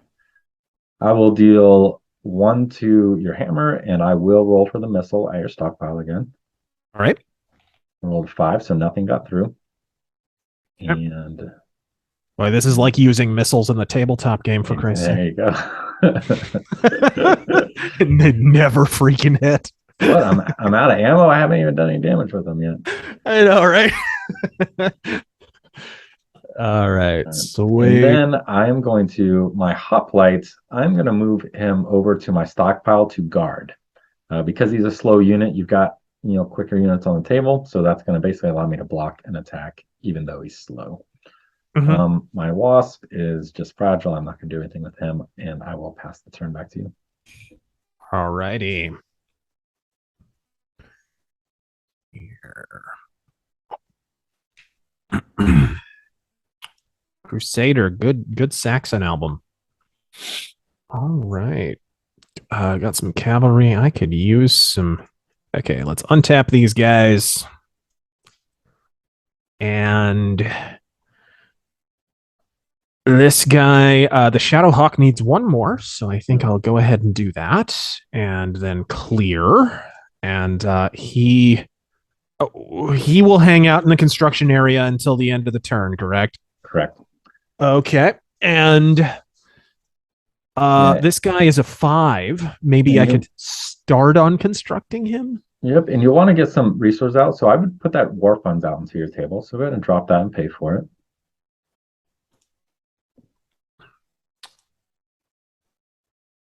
Okay. What does this do for me? Scrap more funds to search your stockpile for any resource card that provides an asset. Hmm. Show that card to all players. Okay, so how?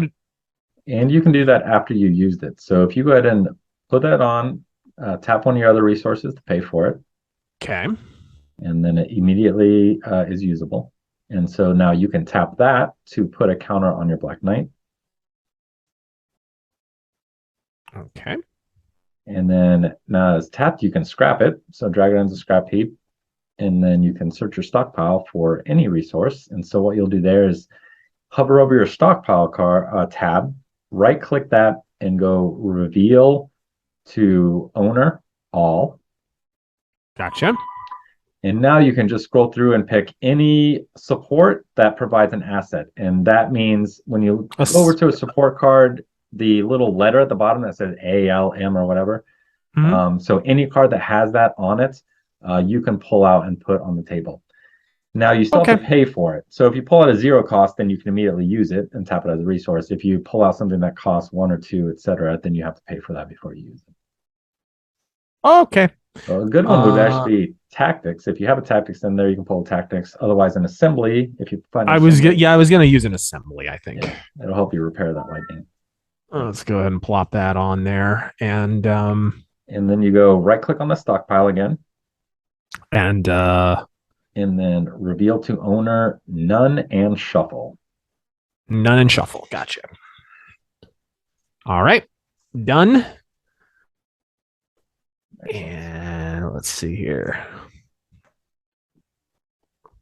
I have this is And so now you can use that assembly to repair your lightning if you want, or you can use it to put a third construction counter on the Black Knight. So you got two others. You can put two more construction counters.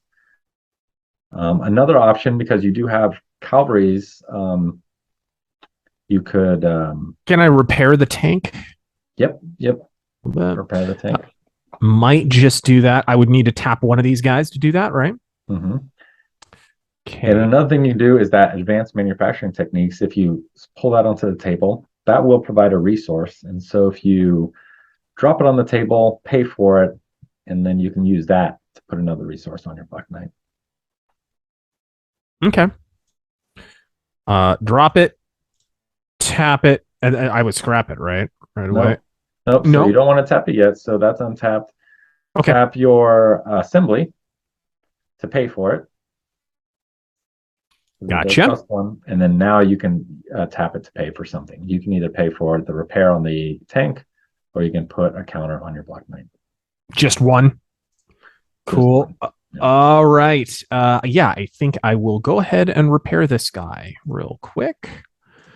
And I do have one untapped resource. This guy should go up on patrol at the beginning of the turn, correct? The The Shadow Shadow Hawk will go up, yeah, and you can put that other resource. You can put it up on your Black Knight. Okay. So the Shadow Hawk doesn't deploy until your end of your turn. Sorry, after your mission phase, because you just Okay, I finished got you. this turn. All right, then here chill here for now, and I will tap this final resource and put one more construction on the Black Knight. Perfect. Und then I will deploy my Shadowhawk, and that is my turn.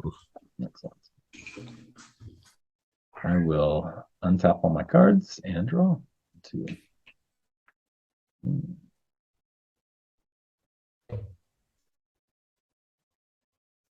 All right, I've got a bunch of cheap mix here. So we'll drop a flea. The flea is one of those units that gives me an additional deployment. So I still have two. We'll also drop a hornet, which also gives me an additional deployment. So I technically still have two deployments. I feel like I'm about to be assaulted by the Lollipop Guild here. Yeah, that's right. Get that Black Knight up and they'll be running into a wall. What? All right. A very, very hot running wall. There you go. Let's drop an assembly and a logistics. I will.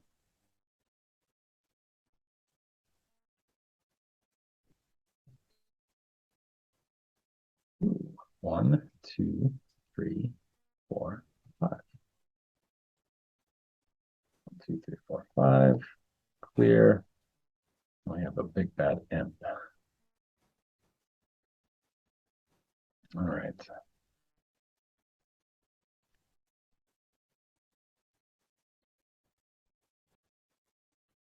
Because standing on the back line never won any wars, we are going to send this Griffin at your stockpile once more. Okay. All right, let's see what I should do here. You have got the 1 attack plus the missile. Oh, what the hey. Let's try and block that with the tank again. All right. Now you can block with multiple units, but 1 unit is fine too. So, you know what? Actually, I apologize. I'm going to go ahead and use the Shadowhawk. Okay. All right. Well, hey, I could add some initiative here to break the stalemate with a jump attack. It would reduce my effectiveness with attack, but it would give me an initiative advantage, right? Yep, and you could play a mission. I can play a mission. Mm-hmm. It looks like you don't have a mission though. Yeah, I don't think I do. Yeah, there's no without playing mission. There's no surprises that you can do for me, so I wouldn't jump. Just deal your 2 damage. Yeah, that's a good point. Okay. Yeah, I'll go ahead and block with the Shadowhawk. Got it.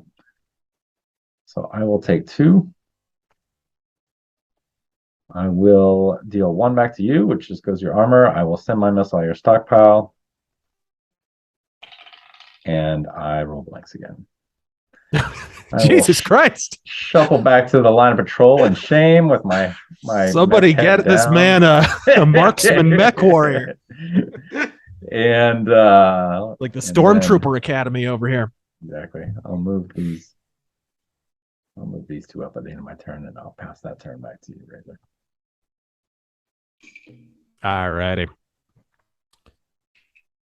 2 cards. Okay. Untap. Where's the untap all? It is the 4th button from the left. Oh, there it is. Okay, cool. All right. What the hey? Let's put a logistics on the board. And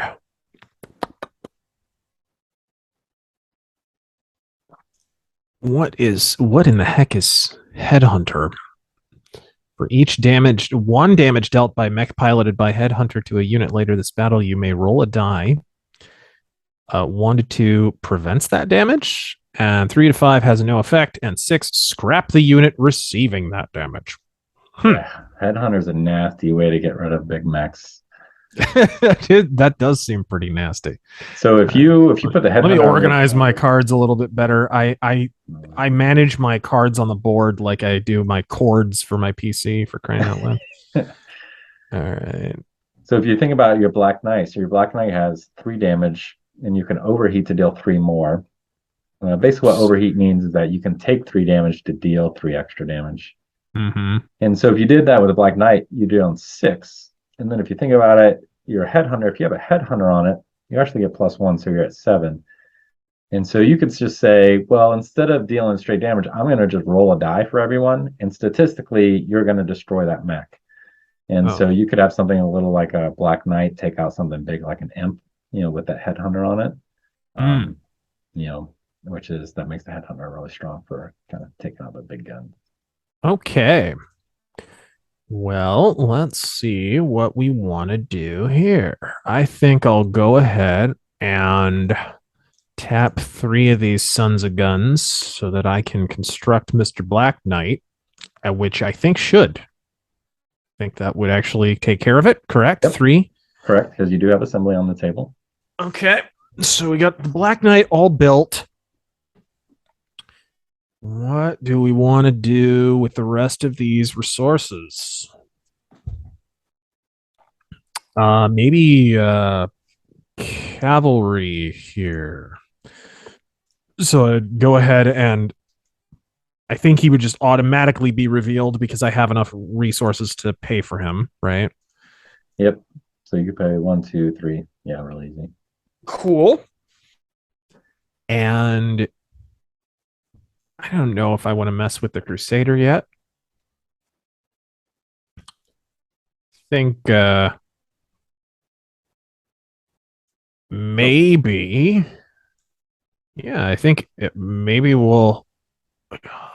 Yeah, let's go ahead and fruitlessly attack your stockpile, even though you're guarding it. With my let's go with the hammer. okay. I'm gonna attack your stockpile with the hammer, and let's see what that does. That would do 2 damage, so it would go 1 armor, 1 structure, right? You're up blocking, so you're moderate speed. So I can block with anything in my patrol region Oh, that's moderate speed or faster. okay. So you're speedy. So okay. So what are you gonna do? I am going to. What am I going to do? I think even though It I doesn't. It doesn't just automatically go to the hoplite. You can actually block it before it gets there. In other words, correct, yeah, I can cool. intercept it, or they Okay. can also block with the hoplite, and so it's kind of my choice there. Yeah. Um, but I am actually just going to let it go, and the hoplite will take that attack. Okay. So there's a couple different things here, and I want to step back real quick. If you highlight the cavalry, and I have it on my screen highlighted, Mm-hmm. the bottom of that has ability from the original game, and so that is allows you to immediately deploy it. Now Yes. we have changed that in the updated rules, and so we've changed that ability to in rather it gets an extra fast speed band instead of a fast speed band. And so depending on what rule set you're using, you just want to be aware of it, and people watching can be aware of it. Okay. So we're going to use the updated one. So now he's going to be extra fast, which basically means nothing of mine can block from the patrol region. I have to actually be guarding what you attack. Um, and then you've attacked with the hammer. I'm blocking with the hoplite. This is another difference between the original game and mine. In the original game, you would have to tap to block that. We've changed that so that if you are guarding something and you are blocking something that is attacking it, you do not have to tap to do so. So I'm going to take that attack with the hoplite. I'm blocking this time, so I lose initiative. I am just going to deal 1 damage, my base damage to you. Okay. So let's go ahead and damage 1. And then you will deal your damage to me. And I have 1 armor, so 1 will get through to my structure. And that's it, unless you had missions that you want to throw down. Which, yeah, it looks like no missions yet. So No, sir. Okay, cool. Um, yeah, I think I am. Well, what else did I want to do? I do have other max. Um, I have. I'm limited on the number of actions I can take, though, right? I can't just have my whole line attack, right? you Like can I. actually, that's one of the great things about attack. As long as you have things to attack with, you can attack.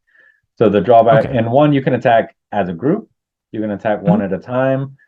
If you are attacking as a group, I have to block the whole group, and the group speed is determined by the slowest mech. So if you attacked with the Shadowhawk and the Lightning, that would be a moderate speed attack group. So even though the Lightning's fast, I could still block with a moderate speed Yeah, mech. but you got Um, some fast boys on the field. and do All right. Um. Okay. I'll defer. I'll play defensively for now because I have fewer mechs on the board. Until that Black Knight comes up, I'm gonna defer from attacking until later. So let's. yeah. I'll throw it to you. That'll be the end of my turn. All right. And so you can move your Black Knight and your cavalry up to your patrol. Yes, sir. So make some room here.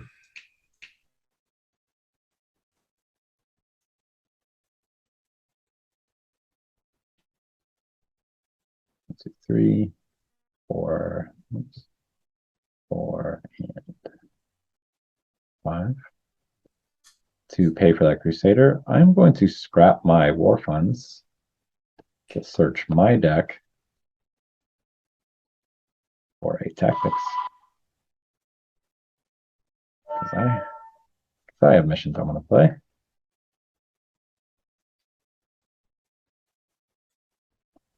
And then I'm going to tap a card to repair 1 damage to my Griffin.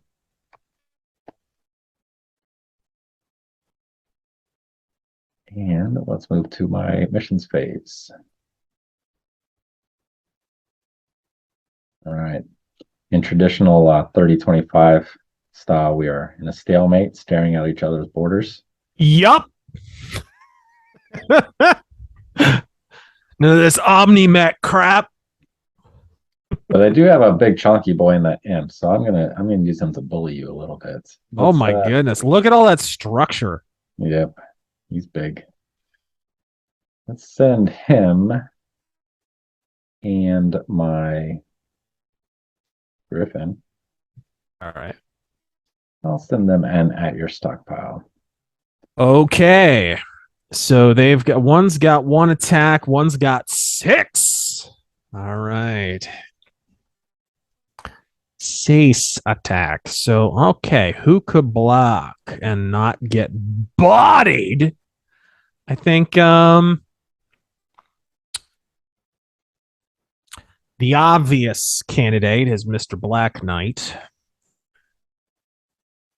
So you can always chump block. And so if you throw something like a cavalry out there, it's a cheap unit. It's going to block my attack.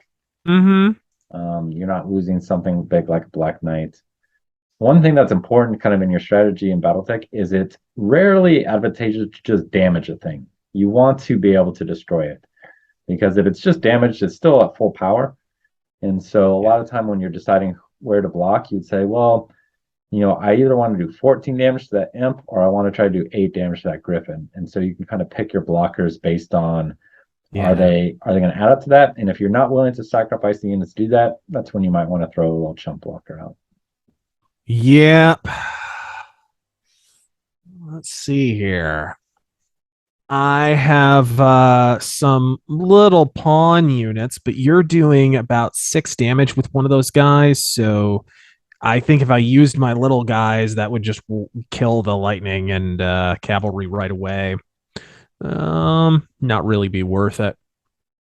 Let's throw the heavy lumber. Let's block with the Black Knight. Where is the attack on this weird? I don't remember this edition of the card. Where's the attack on these versions of the cards? So is it 3? It's 3. It's right above the armor structure. Yeah. Okay, gotcha. And then I could overheat with a +3. Okay. Yeah. Let's go ahead and block with him. You can. Okay, you attack with 2 guys, so maybe I'll block with 2 guys. And we'll have the lightning back as play. All right. So now I do have tactics in play. And so I have 1 initiative. All right. You have 0 still. So you still have to go first in terms of assigning your damage. And so when you're going first, you also have to decide if you're playing missions, if you're overheating or not. And then you get to assign your damage. And you can split damage up however you want. So that Black Knight, let's say you overeat the Black Knight and you're doing 6.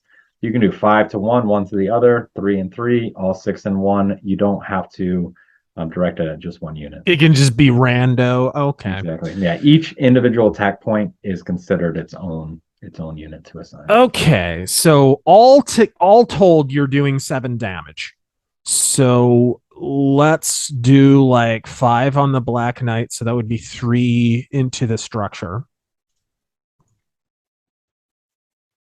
And no, you're assigning damage to me. So I get to assign. Yeah. So it's not you assigning my damage to you. So you say, where do you want your okay, damage? Sorry, I misunderstood. So I need to decide if I'm overheating. So I could let's see here. I don't know that overheating would be worth it. What's the drawback on overheating for this guy? Anything? Or is it just you might as well? You're just damaging yourself. So if you damage yourself, you're bringing your hit points down to you'd be a 0-7. And I can definitely do 7. So if you do that, it'll be easier for me to kill you. If you don't do that, you're at 10 hit points. And I am at 1 + 6. And then they both have missiles. And so that's 9. But the imp can overheat. So I can still kill you no matter what. It's just a matter of how much damage I do to myself to get there. Yeah, that's a good point. Okay, So I in this will. situation, I would overheat because you can be assured that he's going to die no matter what. Yeah, pretty much. Let's go. I'm going to overheat and do 6 damage. And this lightning is going to do 3 on top of that. So Okay. 9 altogether. Yep. So who do we want to take out? I could take the Griffin out now. Um, yeah, what the heck? You've got 5 additional structure left on the Griffin. Mm-hmm. So let's waste the Griffin, and then there's 4 left to apply to him. So the imp would take 1 damage. Remember, the Griffin sells um, one armor, so he's technically a 1/5 right now. So he takes 6 to kill. Oh, okay, gotcha.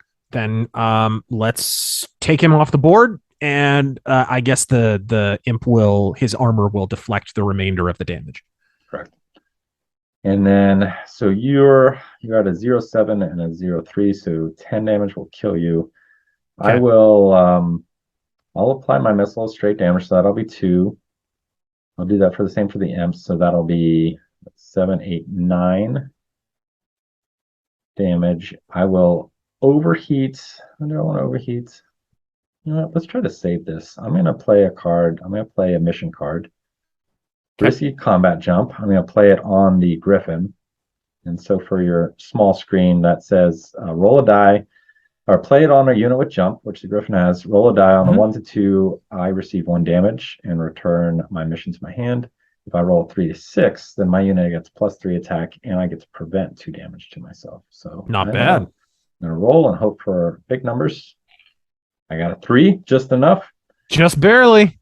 So I do 3. So that's gonna be I'm gonna do 3 damage to your lightning and the rest to your black knights. I'm gonna prevent 2 to myself, so he lives with, let's see, 1, 2 there. And If you call that living, surviving. right? All right. All right, cool. So, and then the Black Knight would be in the scrap heap. You just chuck them into the scrap heap. Yep. The Black Knight and the Lightning would go away. Because I think it got the Lightning too, right? I did. Yep. Okay. And Taryn's gonna be really mad at me. All right, cool. It's like, look what happens when I leave you alone. All right. We are going to, let's see, 3 units. Do I have anything fast? I do not. All right. I am going to move my Crusader up and pass the turn back to you. Cool. All right. Let's go ahead and So I assume there's ways to play MechWarrior 3 and 4 still on the internet. I just have to set up software special boot. oh, bro, there's a great. I went through all 4 of the original Mech Warrior games. This guy years ago did this unbelievable tutorial on YouTube of getting them all running in HD. Basically, the trick to most of them is a program called DG Voodoo, Okay. which will help you. Yeah, you basically run it through that, and you can do it all in HD. And oh, they're awesome. They run great and they look great, and you can stream them. They're fantastic. So that's how I finally got MechWarrior 3 to run. Thing I like about those old MechWarrior games is I feel like they were still tuned to joysticks. Okay. Whereas like the new ones are definitely mouse and clicking around and whatever. Gotcha. Um, those old ones felt like, it felt like you were in a giant robot because you had the flight stick and it was a little bit Mhm. clunky, but the crosshair was huge. So you basically just aimed the beach ball sized reticle at the thing you would like to not be alive. So, Excellent. yeah. All right, cool. Let's see what we got here. I'm going to go ahead and play. I'm going to put munitions on the board.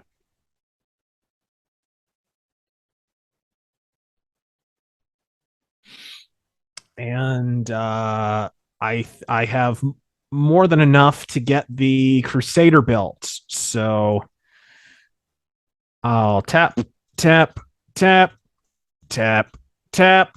That's 5. Mr. Crusader is in my construction area, all built. And you can also repair that hammer as well if you tap because you have assembly. Yes, sir. I will go ahead and do that. And I think I may build. I don't have quite enough resources to get the Hunchback built. You've already used your deployments, so you put a logistics down. Oh, okay, gotcha. The deployments are good to go. Okay, so I can't build the cavalry. I don't think I can, right? Yeah, not yet. Okay, I would have to wait until next turn. Okay, then yeah, I think what should I do? Thinking about assigning the Shadowhawk to guard the stockpile, possibly. Excellent. And remember, anything that's guarding a thing doesn't have to tap to guard it. And so I could send, as long as he survives, he can block wave after wave of attack. Mm-hmm.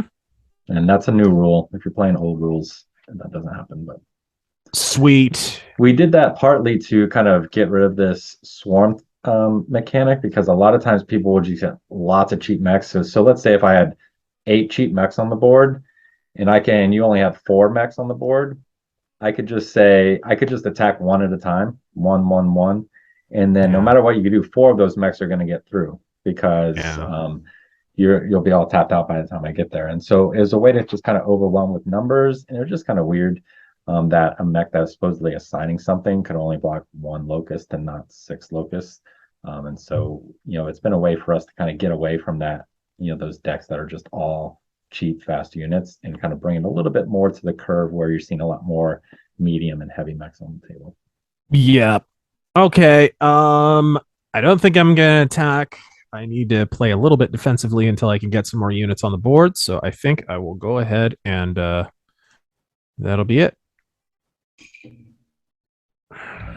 I will untap and draw.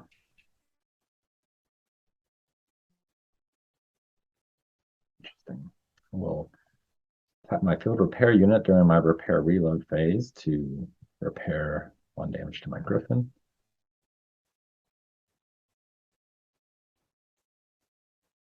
And then I will tap a resource during my to use my assembly to repair another one. So that field usually you can only repair 1 a turn, but the field repair unit gives you a little extra, so I can repair 2. I did not draw any units. I do have a lot of missions. Got a lot of cheap stuff on the table. Yeah. I will. I still got that big boy and the imp though. Let's go ahead and keep bowling you. We'll send that imp and Griffin again. Send those at your stockpile. All right. So here you're doing 1 damage plus a missile with the Griffin, and 6 damage plus a missile, and possibly overheating with the imp. Correct. Okay. I guess we will try to. I will have to try and block with. Yeah, I'm gonna have to try and block with the hammer, because if it gets through to the Shadowhawk, I mean that's one thing, but I gotta at least try to intercept. Let's try and block with that, and with the cavalry. What the hell? All right. So I have 1 initiative for my tactics. You have 0, so you will assign damage first. Okay. So let's see what we got. 6, 7 to start with. right? Are you so who's blocking? You have your cavalry, your hammer, is your Shadowhawk blocking as well? Well, I guess by default, yeah. No, Yes. it doesn't have to be default. So you could basically intercept me before I reach the Shadowhawk if you just want to block with the cavalry and the hammer. I was just asking. That's what I'm doing. Yeah, yeah, Okay, yeah. I'm trying to block with the 2 units I have. They're basically gonna die. got it. So you've Um, got 2 attack on oath, so you got 4 damage you can deal. So yeah, so 4, and you can okay. assign it however you want. 4 damage. Okay. Let's go. Let's aim it at the Griffin. Got it. And I am going to, let's see, I've got 6, 7. All right, let's deal 5 from the imp at the hammer. And Okay. then I've got 1, 2. I'm going to overheat the imp to give me +2. So I will deal another 3 to the cavalry. And then I will use my missile for the griffin and the imp to send out your stockpile. So I'll roll 2 damage. 1, 2. 0. Big nothing. All right, stockpile survives, but there's right. Yep. But my mechs do not. All right. So he goes there. He goes there. All right. I am now going to send my Crusader at your stockpile.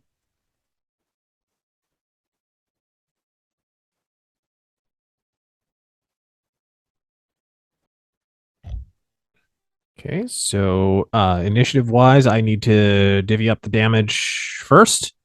And that would Correct. be I got 1 armor and 1 structure, so that would be 1 damage, and my guy does 2, so that would just be blocked by your armor. Right. And then so I'm dealing my damage. So I'm going to deal, so I deal 2. Yeah. So I'll deal 2 to you. I'm going to overheat.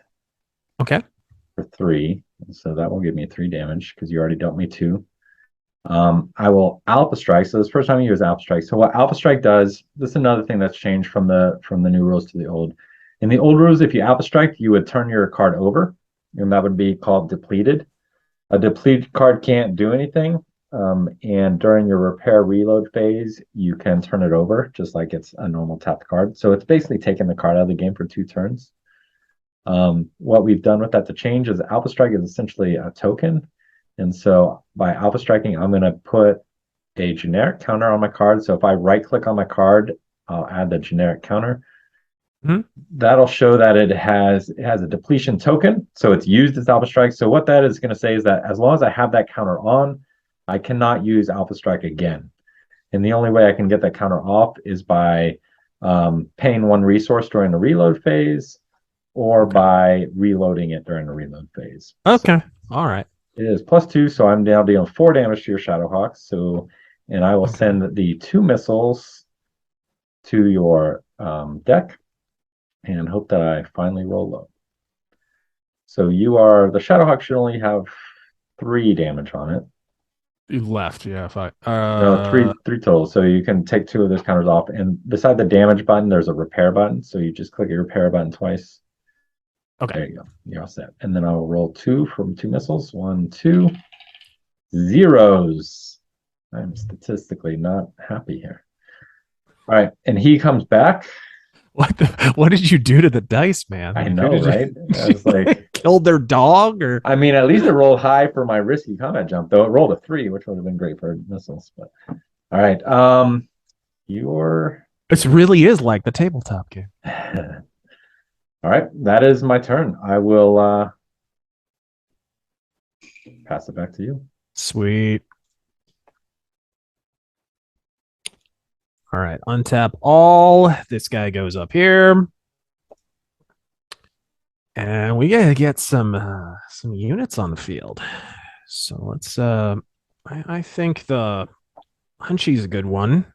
I'm gonna draw your 2. Don't forget that one. You might get better. Oh, that's probably important. All right. Okay. So he's built. You have 2 deploys, correct? Correct. All right.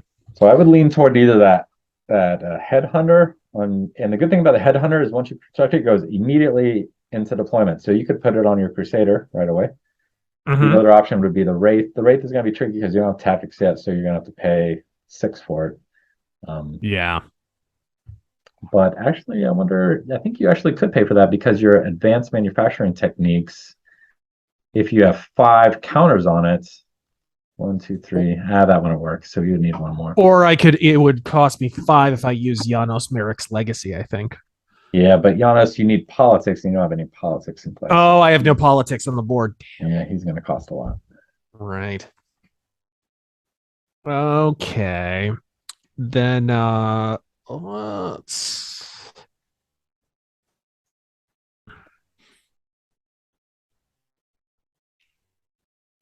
okay.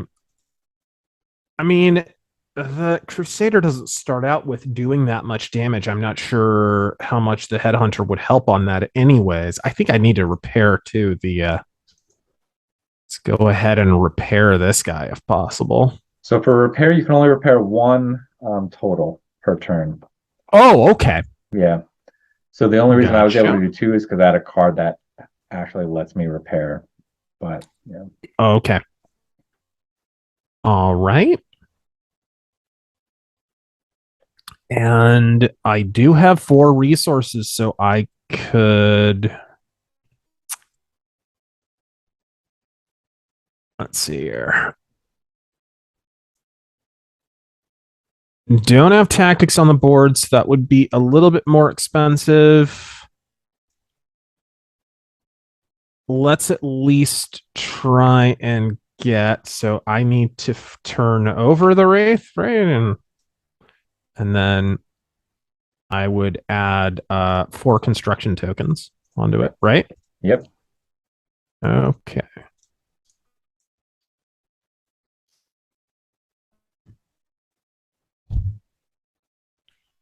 Pilot +3 initiative. Prevent 1 damage to mech piloted by a Grey Death pilot. Use this ability only during a mission. Okay.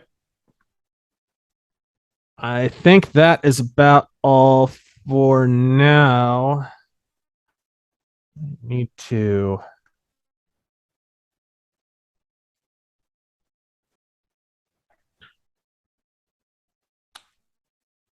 Yeah, I think that's all for now.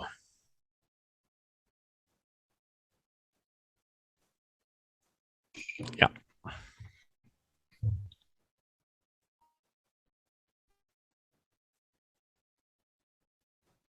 I'll untap, draw 2.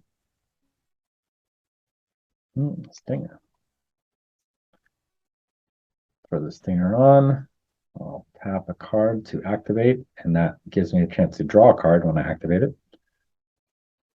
I will play a tactics with my other deployment. I will tap to repair 1 to my Griffin.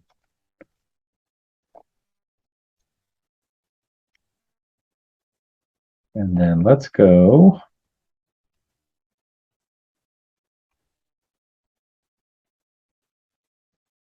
I'll attack my Imp and my Griffin, my good old buddies here at your stockpile. All right.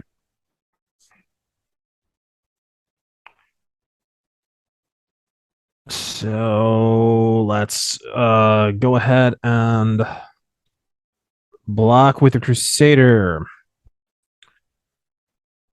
You're doing 6, 7 damage before any missiles or overheating or anything. Correct. Right. Okay. So that would be what, 5 damage to the. Well, hold on. What else does he have here? AP1. What is this? Deals 1 damage to any target other than a unit. Yeah, so that's good if you're attacking in a stockpile or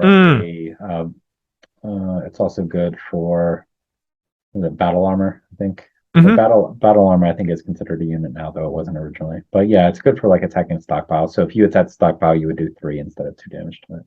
Okay, cool. And maybe I'll do can I do an alpha strike in defense? You sure can. Yeah, I think I will. And generic counter on that guy. Okay, so first off, I need to register the damage, which is like what, 5? 5, I think.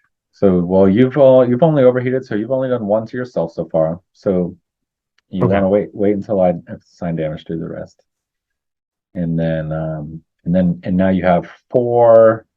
You have 4 regular attack and 2 missile attack to assign my direction. Okay.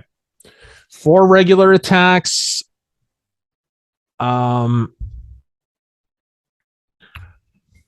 what the heck? Let's aim at. Yeah, let's aim at the Griffin. Okay. So 2 of those takes him out of the match, I think. 3, because he still has the armor. Oh, right. I keep forgetting that. Okay. Yes. 3 takes him out of the match, and then 4. So just 1 would be blocked, I guess, by the imp. And then I guess I roll what, 2d6? Correct. And it's 3 through 6 is a miss. Yep, and you want to assign where it's going first. So presumably you're shooting them both at the imp, but you would declare that before you roll the die, and then once you roll the die, the damage is assigned. Okay, then yeah, both of those missiles will be aimed at the imp. So 2. So that does 2 damage. Mm-hmm. So you're up to 3. Okay. And a miss. Okay. So over to me. You take that, armor. Take that armor. I'm gonna play. What am I gonna play? Yeah, let's do that. I'm gonna play Heroic Sacrifice, and I'm gonna overheat my imp for +2 attack and long range 1. So that means I'm gonna double the damage taken to the imp. So that's your 3 plus my 3 is 6. So I'm gonna take 12 damage. But I get to assign all of my damage to the stockpile, the target of my attack. So I'm going to deal 6, 7, Are you kamikazeing here? 8, Is that 9. I just want to finally do damage to your stockpile. It's going to happen one way or another. I must do it. So that's going to be 9 damage to your stockpile. I'm going to take 12. So that is 12 minus 3, and 9 gets through to my structure. All right. The Griffin will do 1 damage to your Crusader and then 1 missile damage. And I'll watch this be the one time I roll.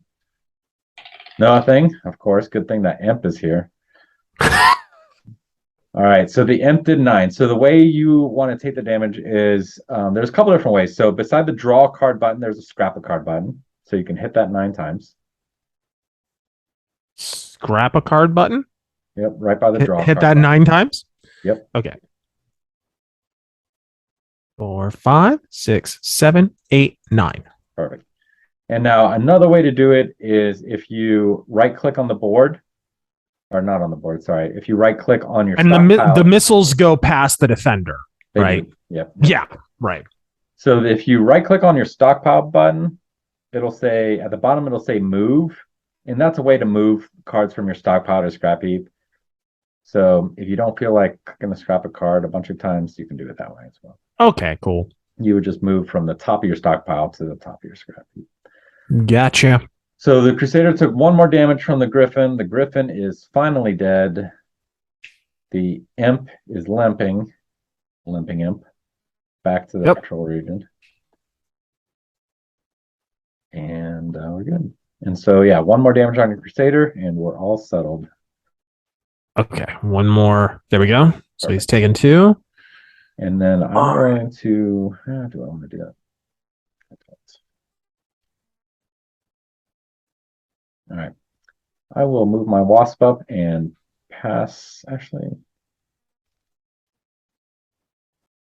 Do another. Yeah, I'm gonna move my wasp up and pass the turn back to you. All right.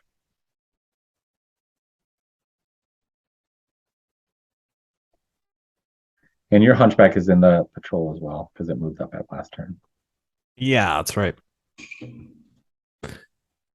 Cool.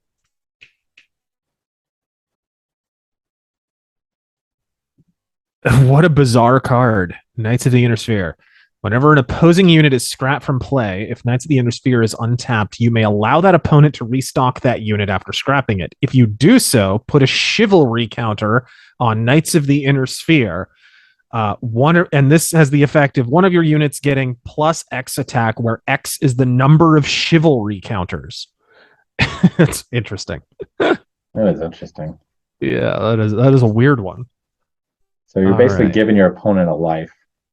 Yeah, kind of. That Here, makes sense. That could make sense. it could. I mean, it's a default bonus to your attack for one particular mech. That's weird.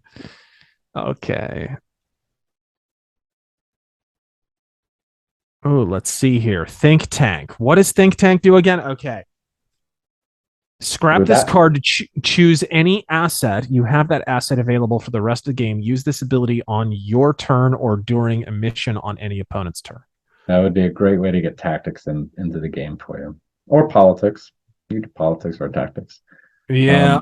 You don't really have missions here, so you don't really need tactics so much other than to pay for things like the Headhunter. But actually, you need it for Knights too. I would put tactics. That way you can get the Headhunter and the Knights of the Inner Sphere out on the table.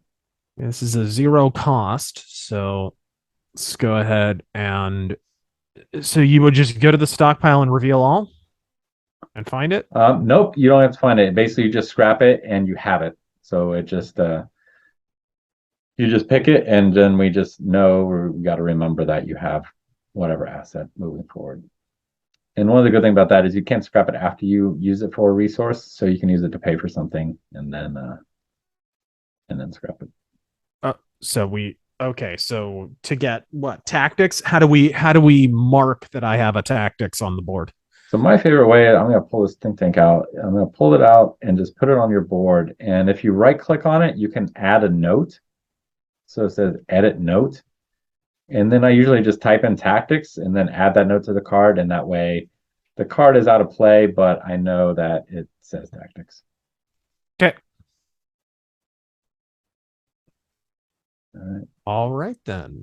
And now you have a wraith that's paid for because now you have tactics. You can actually, one thing we can go back during your repair reload phase, which happens before your deploy phase. So let's just pretend you haven't done that tactics yet. Okay. You can reload your Crusader just by paying one resource. So just go ahead and tap a card and you can remove that generic counter from your Crusader. And then you can also tap a card to pay to repair. So you can repair either the Crusader or the Shadowhawk. Do the Crusader first. And this guy's already paid for. Perfect. So and then you got one more deployment, so just pick which one you want to put out there. Yeah, let's see here. I guess we shall finally get the cavalry there. And that's just a 1, right? Yep, just 1 now that you have and I have a tactics, so I'm good on that. So just 1. So that's built. It's just not in patrol yet. Correct. All right. Let's attack.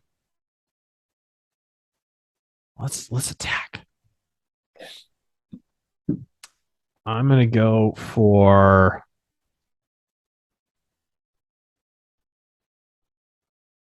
let's attack the stockpile. Let's attack the stockpile with the hunchback. Actually, we can both attack. He's only got 1 damage. Let's attack. Both of these guys are gonna attack. I'm gonna attack the stockpile, or at least aim at it. All right, let's go. And I'm gonna rock a Alpha Strike for the hunchback does +3 attack. So So wait for Yeah. me. I'll deploy. Tell you where I'm blocking first, and then we can start assigning stuff. Gotcha. So I am going to. I'll block with my Crusader, and I will block. I'll block with the Crusader and the Hoplite, though the Hoplite doesn't need to tap, but the Crusader does. So the Crusader will run over from Troll and block. So I'm blocking with the Hoplite and the Crusader. We both have tactics in play now, so now it's a tie that you win. So now I have to deploy or declare first.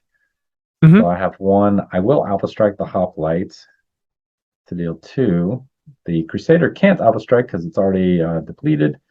So it is 4 damage total, and I will deal 4 damage to the Crusader. Okay. I do have a mission. Let me see if I have a mission I can play, though. So that'd be 2 damage on this guy? I don't have anything good. Yes, 2 gets through. Perfect. You got it. All right. Then who are we going to aim at first? I think let's try and focus. Focus fire, very important in BattleTech. Let's go for both of them will target the Crusader first. So let's see. 2 to start with, +3 with the Alpha Strike. We got 5. He needs what? 1. He needs 7 to kill him. So 5 to start with, and gosh, and he's got missiles.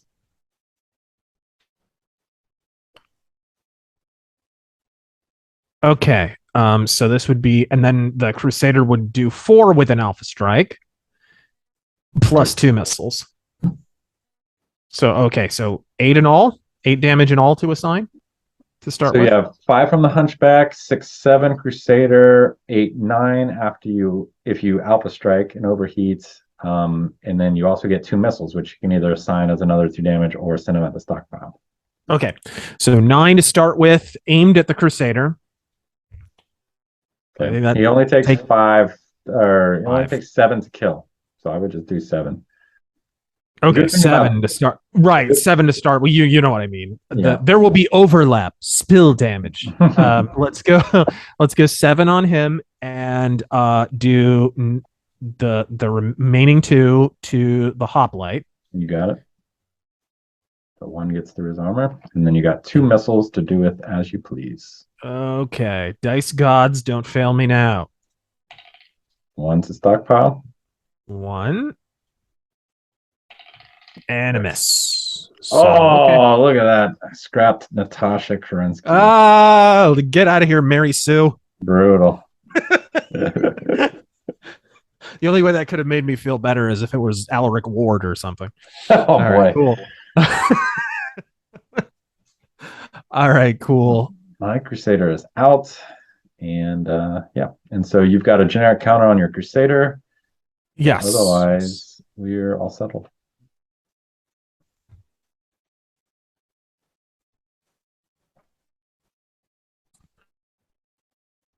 There we go, and I'll throw it over to you. Okay.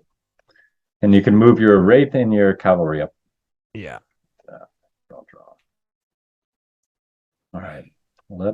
I'll tap 1 to reload my Hoplite.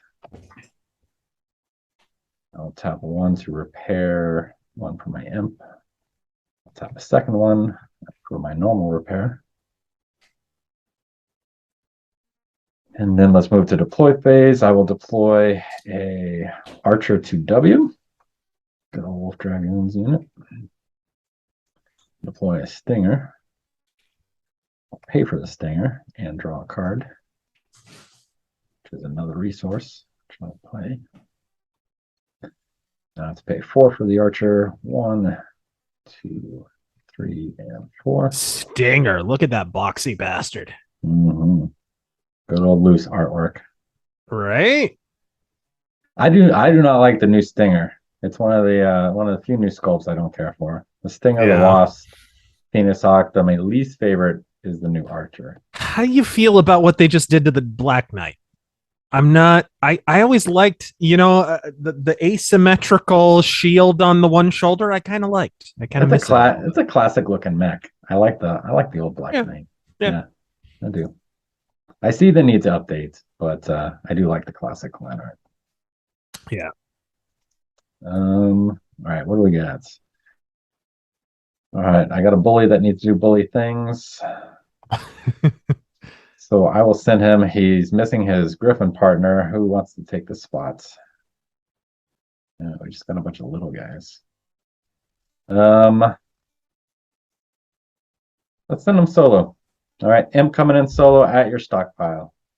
Your Hunchback and Crusader stay tapped though for this phase. So Oh, do they? yeah, Okay. yeah, they don't attack the next. All right. So we want to go ahead and yeah, I see why that would be. So they can't just block because they're already engaged. That makes sense. All right then. See what we can do here. I have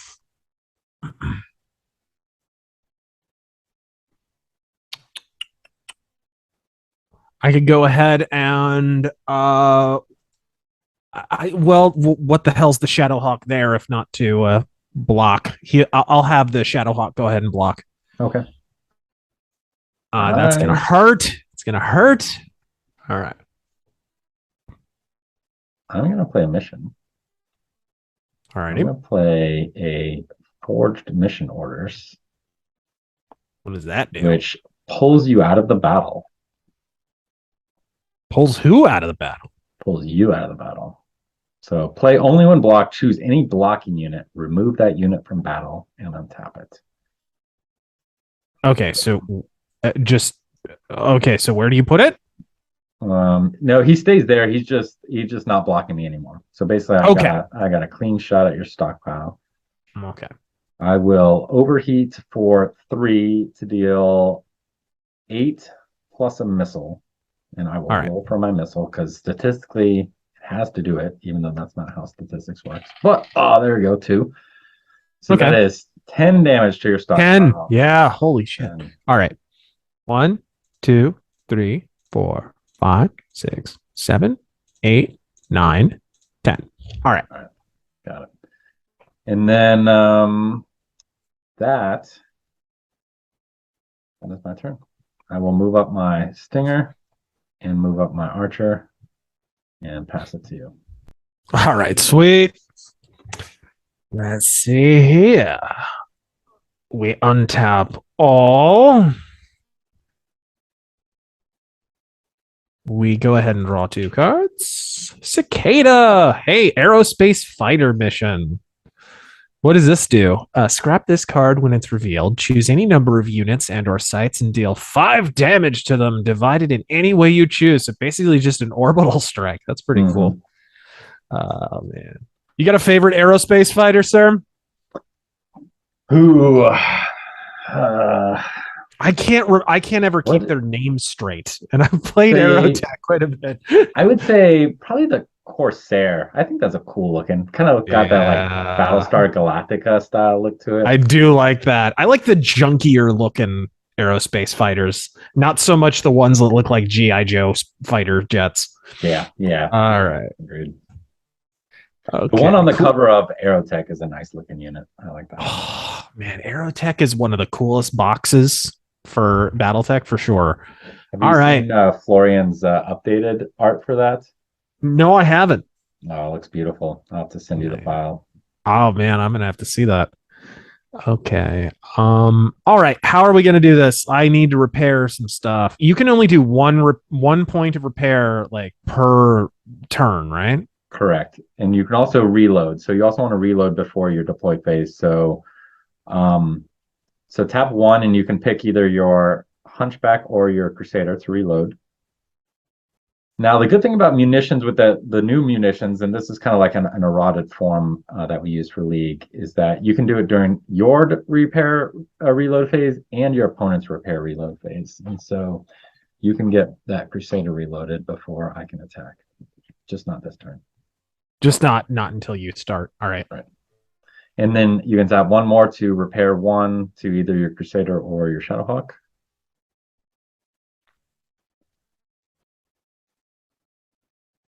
I think we will repair the. I'll repair the Shadowhawk actually. All right. And what else we can do here? I got some fellers on the field. I'll go ahead and I have an assembly on the field, so I can go ahead and build the cicada. Perfect. And you have enough to get that Knights of the Inner Sphere out too. Yeah, you can pay that 3 for the politics. I was thinking about the if I played that, I can't do more than one, right? Like if I did Knights of the Inner Sphere, I couldn't also do Janos Merrick's Legacy or Aerospace Fighter or right, just one. Okay. You still got the Headhunter. That's a good card. I would put it on something. Yeah. It'd be a good way to take out that imp for sure.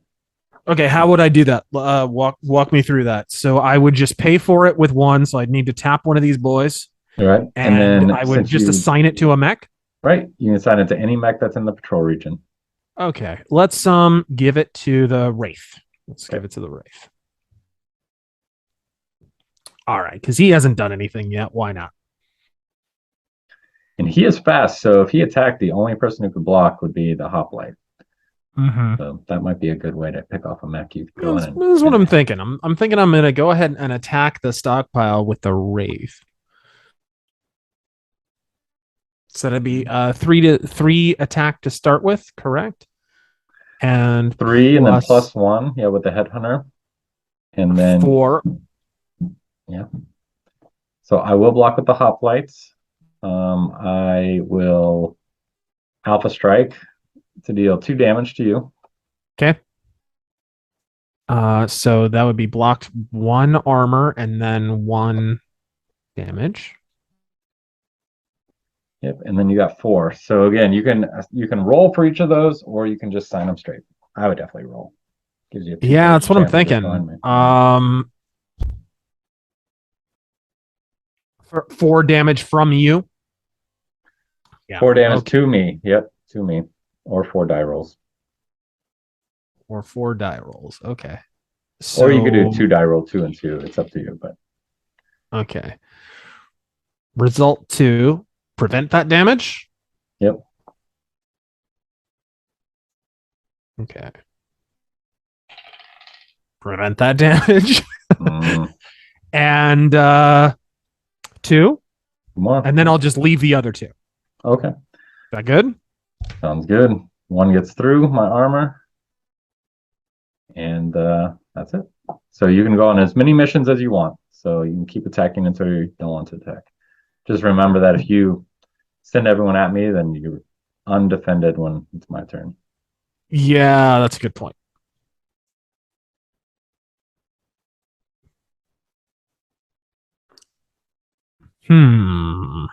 What to do?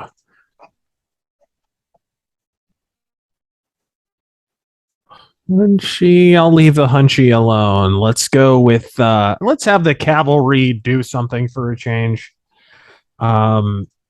Attack your stockpile. Okay. Yeah. That's just base 2 damage. Or wait. Block you can't block me without what is this? VTOL. So remember he has so I can't block with any patrolling, but he's already extra fast because that ability got bumped. So I can only block with the Hoplite, which I will. The Hoplite can only do 1 damage, so he'll do his 1 damage, and then you're doing 2 to me. So I'm taking 1 to my armor, 1 to my structure, and he's down to 4. Sweet. And I think now, since you are a vehicle, though, you do have to roll, and if you roll a 5 or 6, he's out. Oh, I see. Oh, if you're damaged, you have to roll. I see. Sorry, I didn't read that. No worries. You're safe. Yeah, he's alive. Get to the chopper. I shared that Predator with my girlfriend a couple months ago. She had never seen it. I was like, we got to rectify that. Stick around. She enjoyed it, though she did sleep through the middle half of it. Oh my God. Oh, I don't know what it dear. is with girls and sleeping through movies, but Right? I don't know what that's about. Okay. oops, Whoopsie. ignore that. Untap, draw. I'm not drawing cards that help me, but I will deploy them. Actually, before I deploy them, I will go ahead and do some. I will repair. Let's repair the imp. Let's reload the hoplites. And remember, you can reload on this phase as well. So if you have an extra, yeah, you have plenty of resources. So if you want to tap a resource, you can remove that counter on your preset. Yeah, I was going to go ahead and do that. Perfect. And then I'll do my normal repair. I'll do it against the hoplite. All right. And then I have 2 deployments. Let's go 1, 2. No extra mechs this turn. Let's send the imp in with my archer for the attack. Archer, I'm the one playing Merrick. What the fuck At your stockpile. All right. Let's see. I like the archer. Let's see here. Okay. So how do we do initiative wise? Who's figuring up damage first? So we both got 1. Oh, so we're tied. So you lose the tie. So you do first. Well, you are you blocking? Decide if you're going to block. Yeah.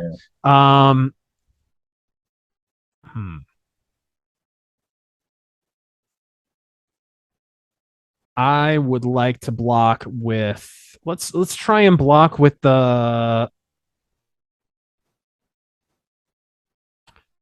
Let's try and block with the hunchback and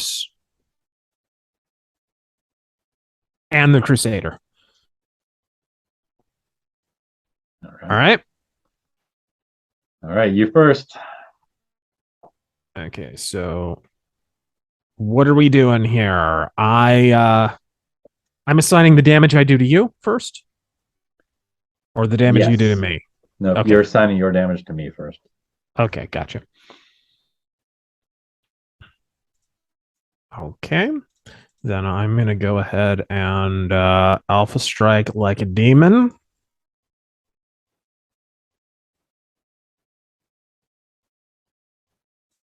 And that'll be 4 plus. Yes. Okay. Well, let's start with the Crusader. I'll do 4 with that, and we'll start out by aiming at the imp. So that would be 1 damage that gets through automatically. Okay. And then I need to roll 2 missiles. 4 more. Yep, you can roll 2 missiles. Remember, you can also assign them as straight damage if you want. So it's your choice. Gamble or play safe. Oh, so that it can be missile 2 damage or roll twice? Correct. Yeah, you can use your missile as just 2 regular damage, or you can roll for it and potentially get 6. I'm gonna do 2. I'm gonna take the sure bet and just kill you because you're at 9, right? I'm at 7 now, and then 2 more. Oh, you're at 7. Okay, never mind. Sorry, I thought you were at 9. I couldn't see the close. So you 2 more from your hunchback, and we'll kill it. Yeah. Okay. So you're at 9 now. I'm at 9. Yep. Okay. 9. And then the hunchback will also aim at him, and that'll start with 2, so that'll kill him. Yep. And then he gets an additional 3 that he divvies over to, I suppose, the archer. And so 1 of those would get through to your structure. And I will. And now the pain on my side. I'm going to double overheat my imp. So he's going to deal 9 Double overheat. with 2 long range. So the long range allows me to apply the damage straight to the stockpile. So I'm going to do that 9, so 6 to, I'll go 6 to your hunchback and 2 to your stockpile plus a missile. I'll roll for the missile as a 4. The dry streak continues. So that would be, you said 6 to the hunchback, so that'd be 5 all told. Mm-hmm. And then 2 damage went to the stockpile directly. Okay. Or wouldn't that be auto blocked by the No, or no, it wouldn't yeah, because he's it's a not missile. Yeah. It's a long. Yeah. Oh, right. Cool. Yeah, the long Okay. range represents things like ER, PPCs, Gauss rifles, just with their extra range. And then the imp is dead. I'll go ahead and remove him. Then the archer, I will double overheat the archer. So he does 3 more damage, 1, 2, 3, which gives him 4 base attack and 3 missiles. So I'm going to deal 2 more to the hunchback to kill it. Okay. And then 2 to the crusader. Which is blocked by the armor. And then what? Missiles? And the crusader did alpha strike, right? So he has the overheats alpha strike. So he already took 3 damage, or would have taken 3. Okay. So he's taken 3. So yeah, he should take 3 structure. And then I have 3 should be missiles. Up to 6? Yeah. Okay. And then I'm sending 3 missiles at your stockpile. 1, 2, 3. That's what? No way. Bro, the dice gods are pissed at you today. What sacrifice did you make before this? Oh my gosh. I knew those blood sacrifices to Moloch before the game would pan out for me. All right. That attack is done. I don't really feel like sending my light mechs to headbutt your Shadowhawk. So I will pass the turn. All right. So after you untap and draw, remember that's your reload and repair phase. So that's when you want to get rid of that depletion counter and repair something. Okay. So we'll go ahead. Oh, first off, we'll draw 2 cards for crying out loud. Yep.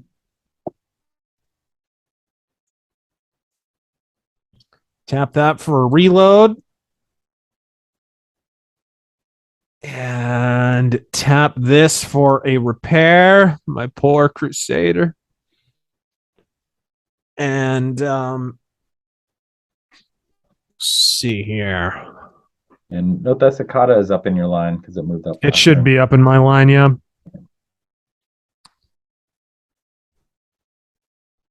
Let's go ahead and get a flea ready to go. And so if you read that flea, that gives you an extra deployment. And so you still got 2 deployments that you can make. Okay.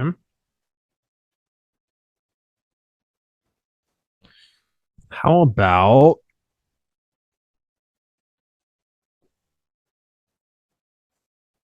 oh man. So this aerospace fighter mission with the 5P, does that make it cost 5 or does that add 5? That adds 5. Holy Toledo. Yeah. So without, 9? without politics, it costs 9. Holy buckets. Do you have politics in your deck somewhere? Oh my god. I don't think so. I don't know. I don't know. Novice deck building mistake.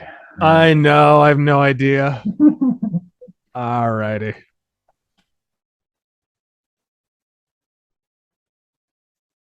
What is heavy fog?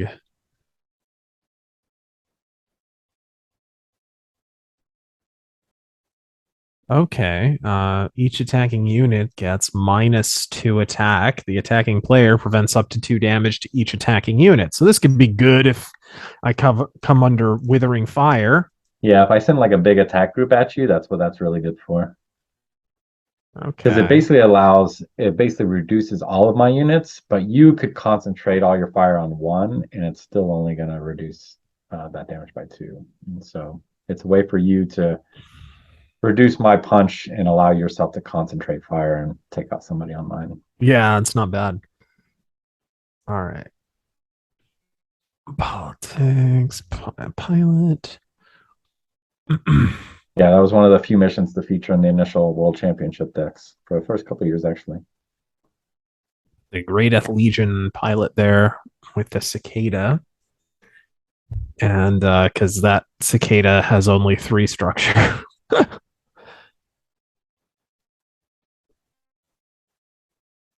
And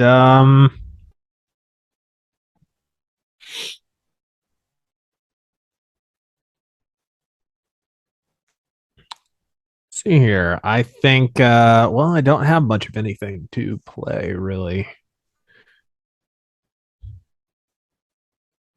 Then I will go ahead and I'll need to launch some kind of assault.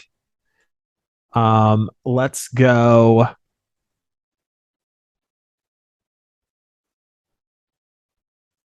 I have a lot of units, but not a lot of mass there.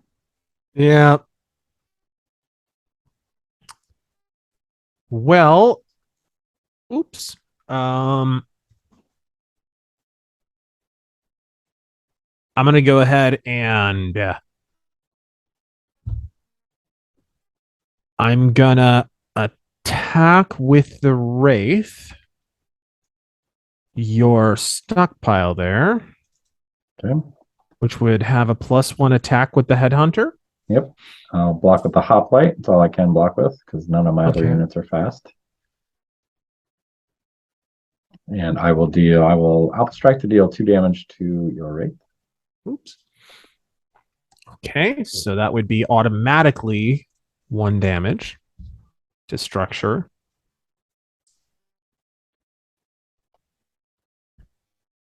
And okay, what does that do to you? That's I do 4 with the Headhunter attack. Yep. Okay. Did that get through? Did you divvy that up? I haven't yet. You're just doing straight damage, no rolls?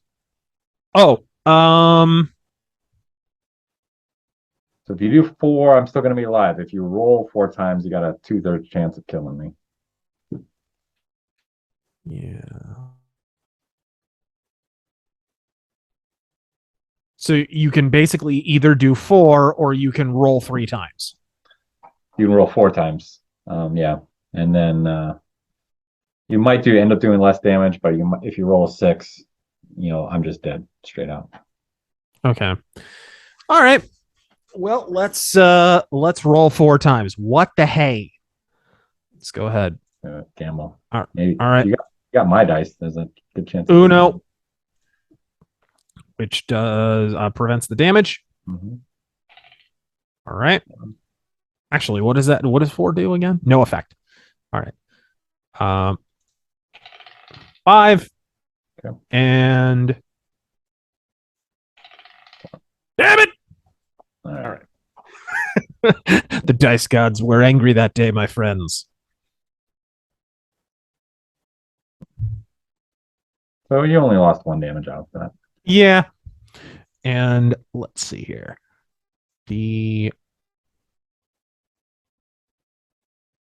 So you also got your Cicadas fast. I can't block him. Your Cavalry is fast. I can't block him. Yeah, I'm gonna attack him. I'm gonna attack the stockpile with the Cicada to start with.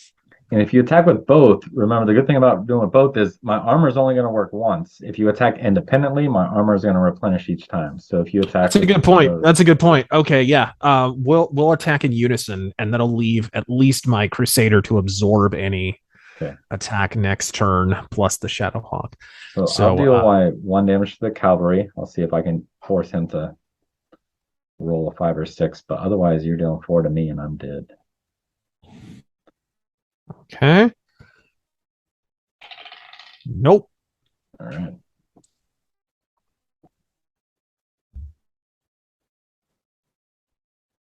And the Cicada there is doing 2 damage to the stockpile? Yep. Nope. So you did 4 to my mech, which destroyed it. So the Hoplite's dead now. Altogether. So the Hoplight's gone, but no damage to the stockpile. Okay, cool. Yeah. Actually, it looks like I put it in your stockpile. All right. And yeah, that'll be it.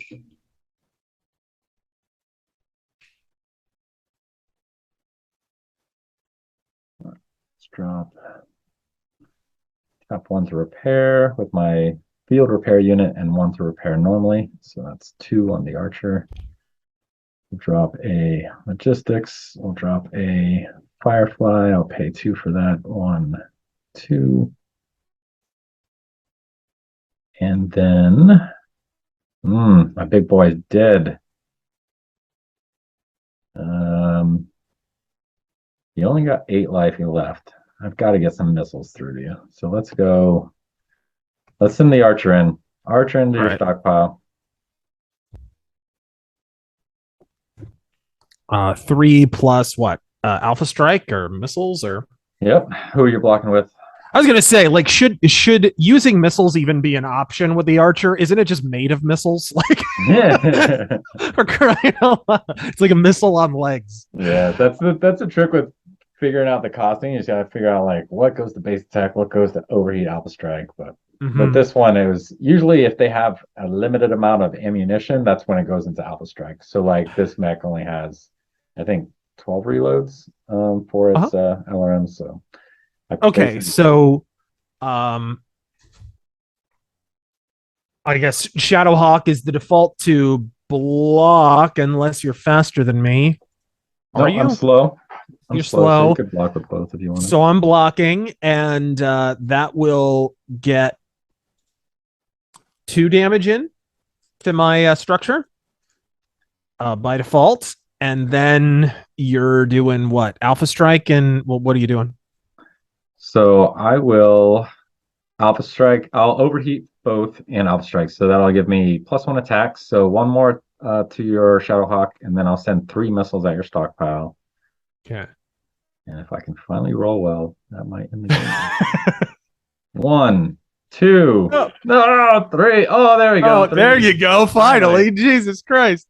All right. So that's out of what? 30 missiles this game? Yeah. 3 damage to your stockpile. Oh, and you killed my archer. Bastard. 2 more damage to the stockpile. So since I rolled 2 more? 3, yeah, since I rolled a 3, it does 3 damage. Oh, right. Yeah. Damn it. Sorry, I didn't mean to draw a card. I meant to scrap a card. No worries. How do I fix that? From your hand, just drag it over to the scrap heap tag and drop it in there. With both of them. Oh, perfect. Nice and easy.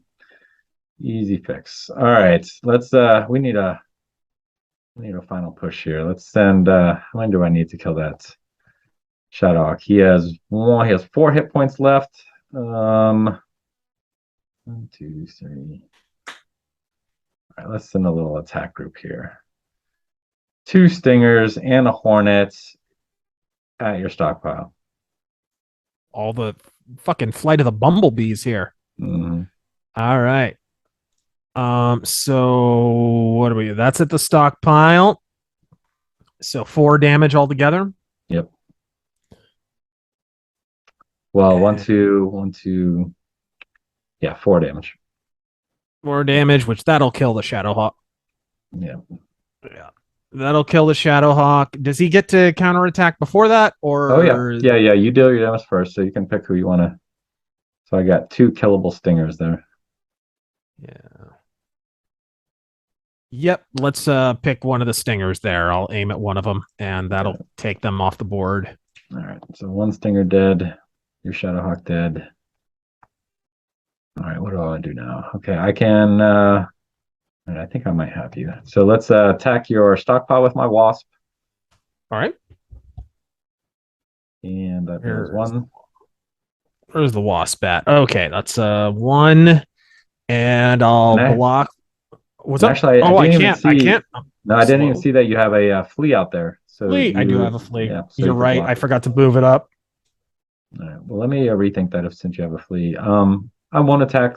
In that case, I will move up my firefly and pass the turn.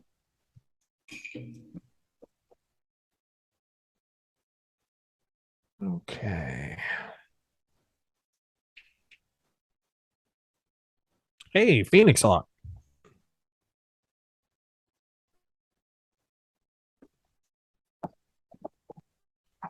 Alrighty. I think Phoenix Hawk is the mech I picked for my kind of my avatar in BattleTech. Not that I ever get to do role playing, but hi. I've been in love with the Phoenix Hawk since because I'm a big Merit guy, a big Knights of the Inner Sphere guy. Paul Masters mech was a Phoenix Hawk. I love the legendary they did in MWO with that. The Paul Masters mech.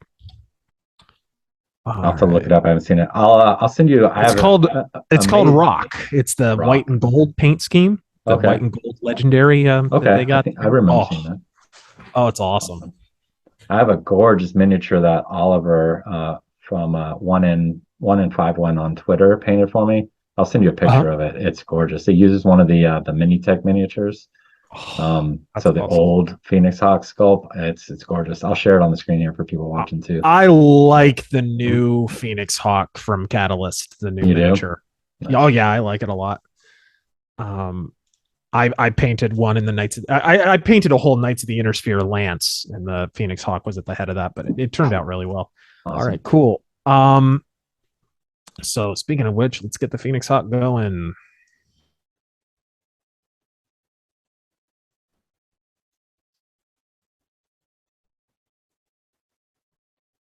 Let's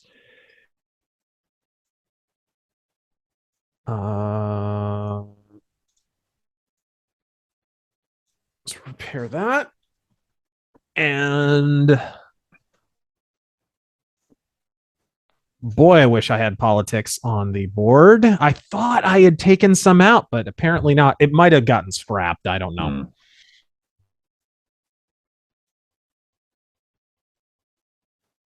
Okay. I'm gonna focus fire on your stockpile. I'm gonna go ahead and attack with my cicada. I'm gonna attack with my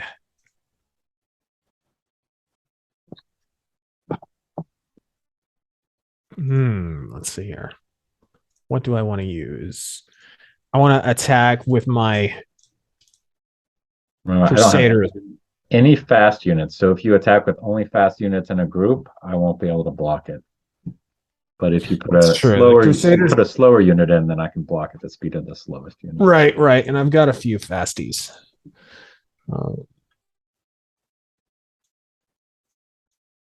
Oops. Yeah, the only drawback of attacking in groups is things like the heavy fog mission card, because it can reduce all the ones in the group. But a way around that would actually be if you just attack my stockpile one at a time with your fast units. That would be the best way to do it. Yeah. And there's no automatic defender, so I might just do that. Yeah. So I'll go ahead and attack to start with the cicada. Okay. Just with a basic. He's got 2. He does 2 damage. So I'm taking 2. 1, 2. All right.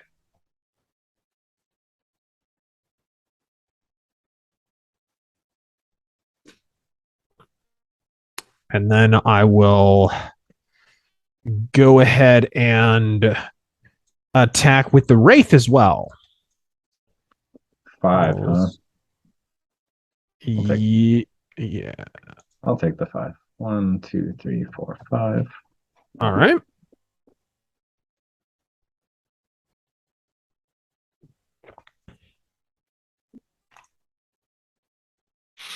And then what the hey? Cavalry will attack as well. That'll leave me with at least 1 speedy defender. I'm going to throw a heavy fog out to reduce that attack by 2. Okay, so nothing. Nothing there. All righty.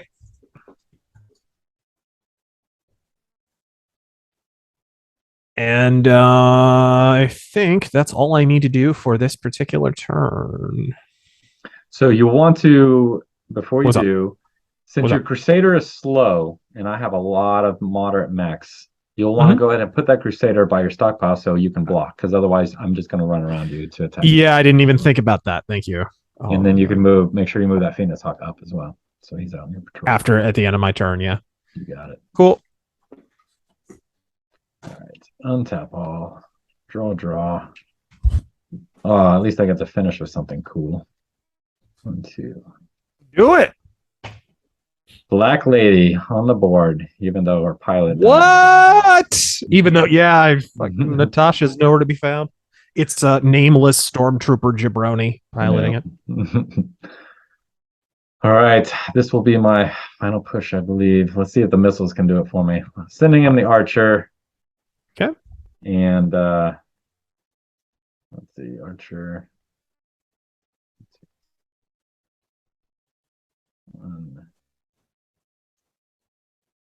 Yeah. All right, just send him the Archer solo. To your stockpile. Okay. The missiles will get through either way if they connect. So, and he does a base of 3 damage. Are you're alpha striking as well? I am alpha striking. Yeah, I forgot the counter, but I also had money to pay for it. So okay. So that'd be 4 to start with. Okay, 4, then 4 plus, and then I'll send 3 missiles at your stockpile and cross my fingers. All right, let me block you with the Phoenix Hawk. Okay. So that would be 3 damage to me.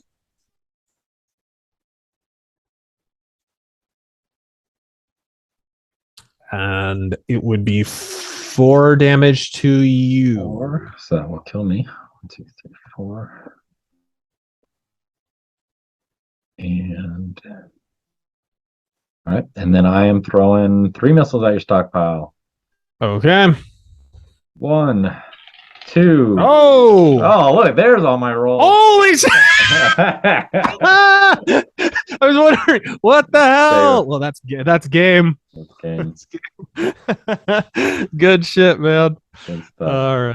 I had a blast doing this, dude. This is freaking nostalgia trip. We'll have to do it again. We'll do it again. Yes, we will. Yes, we will. I get it. You know, it's a good game when you have fun losing. There you go. Right on, man.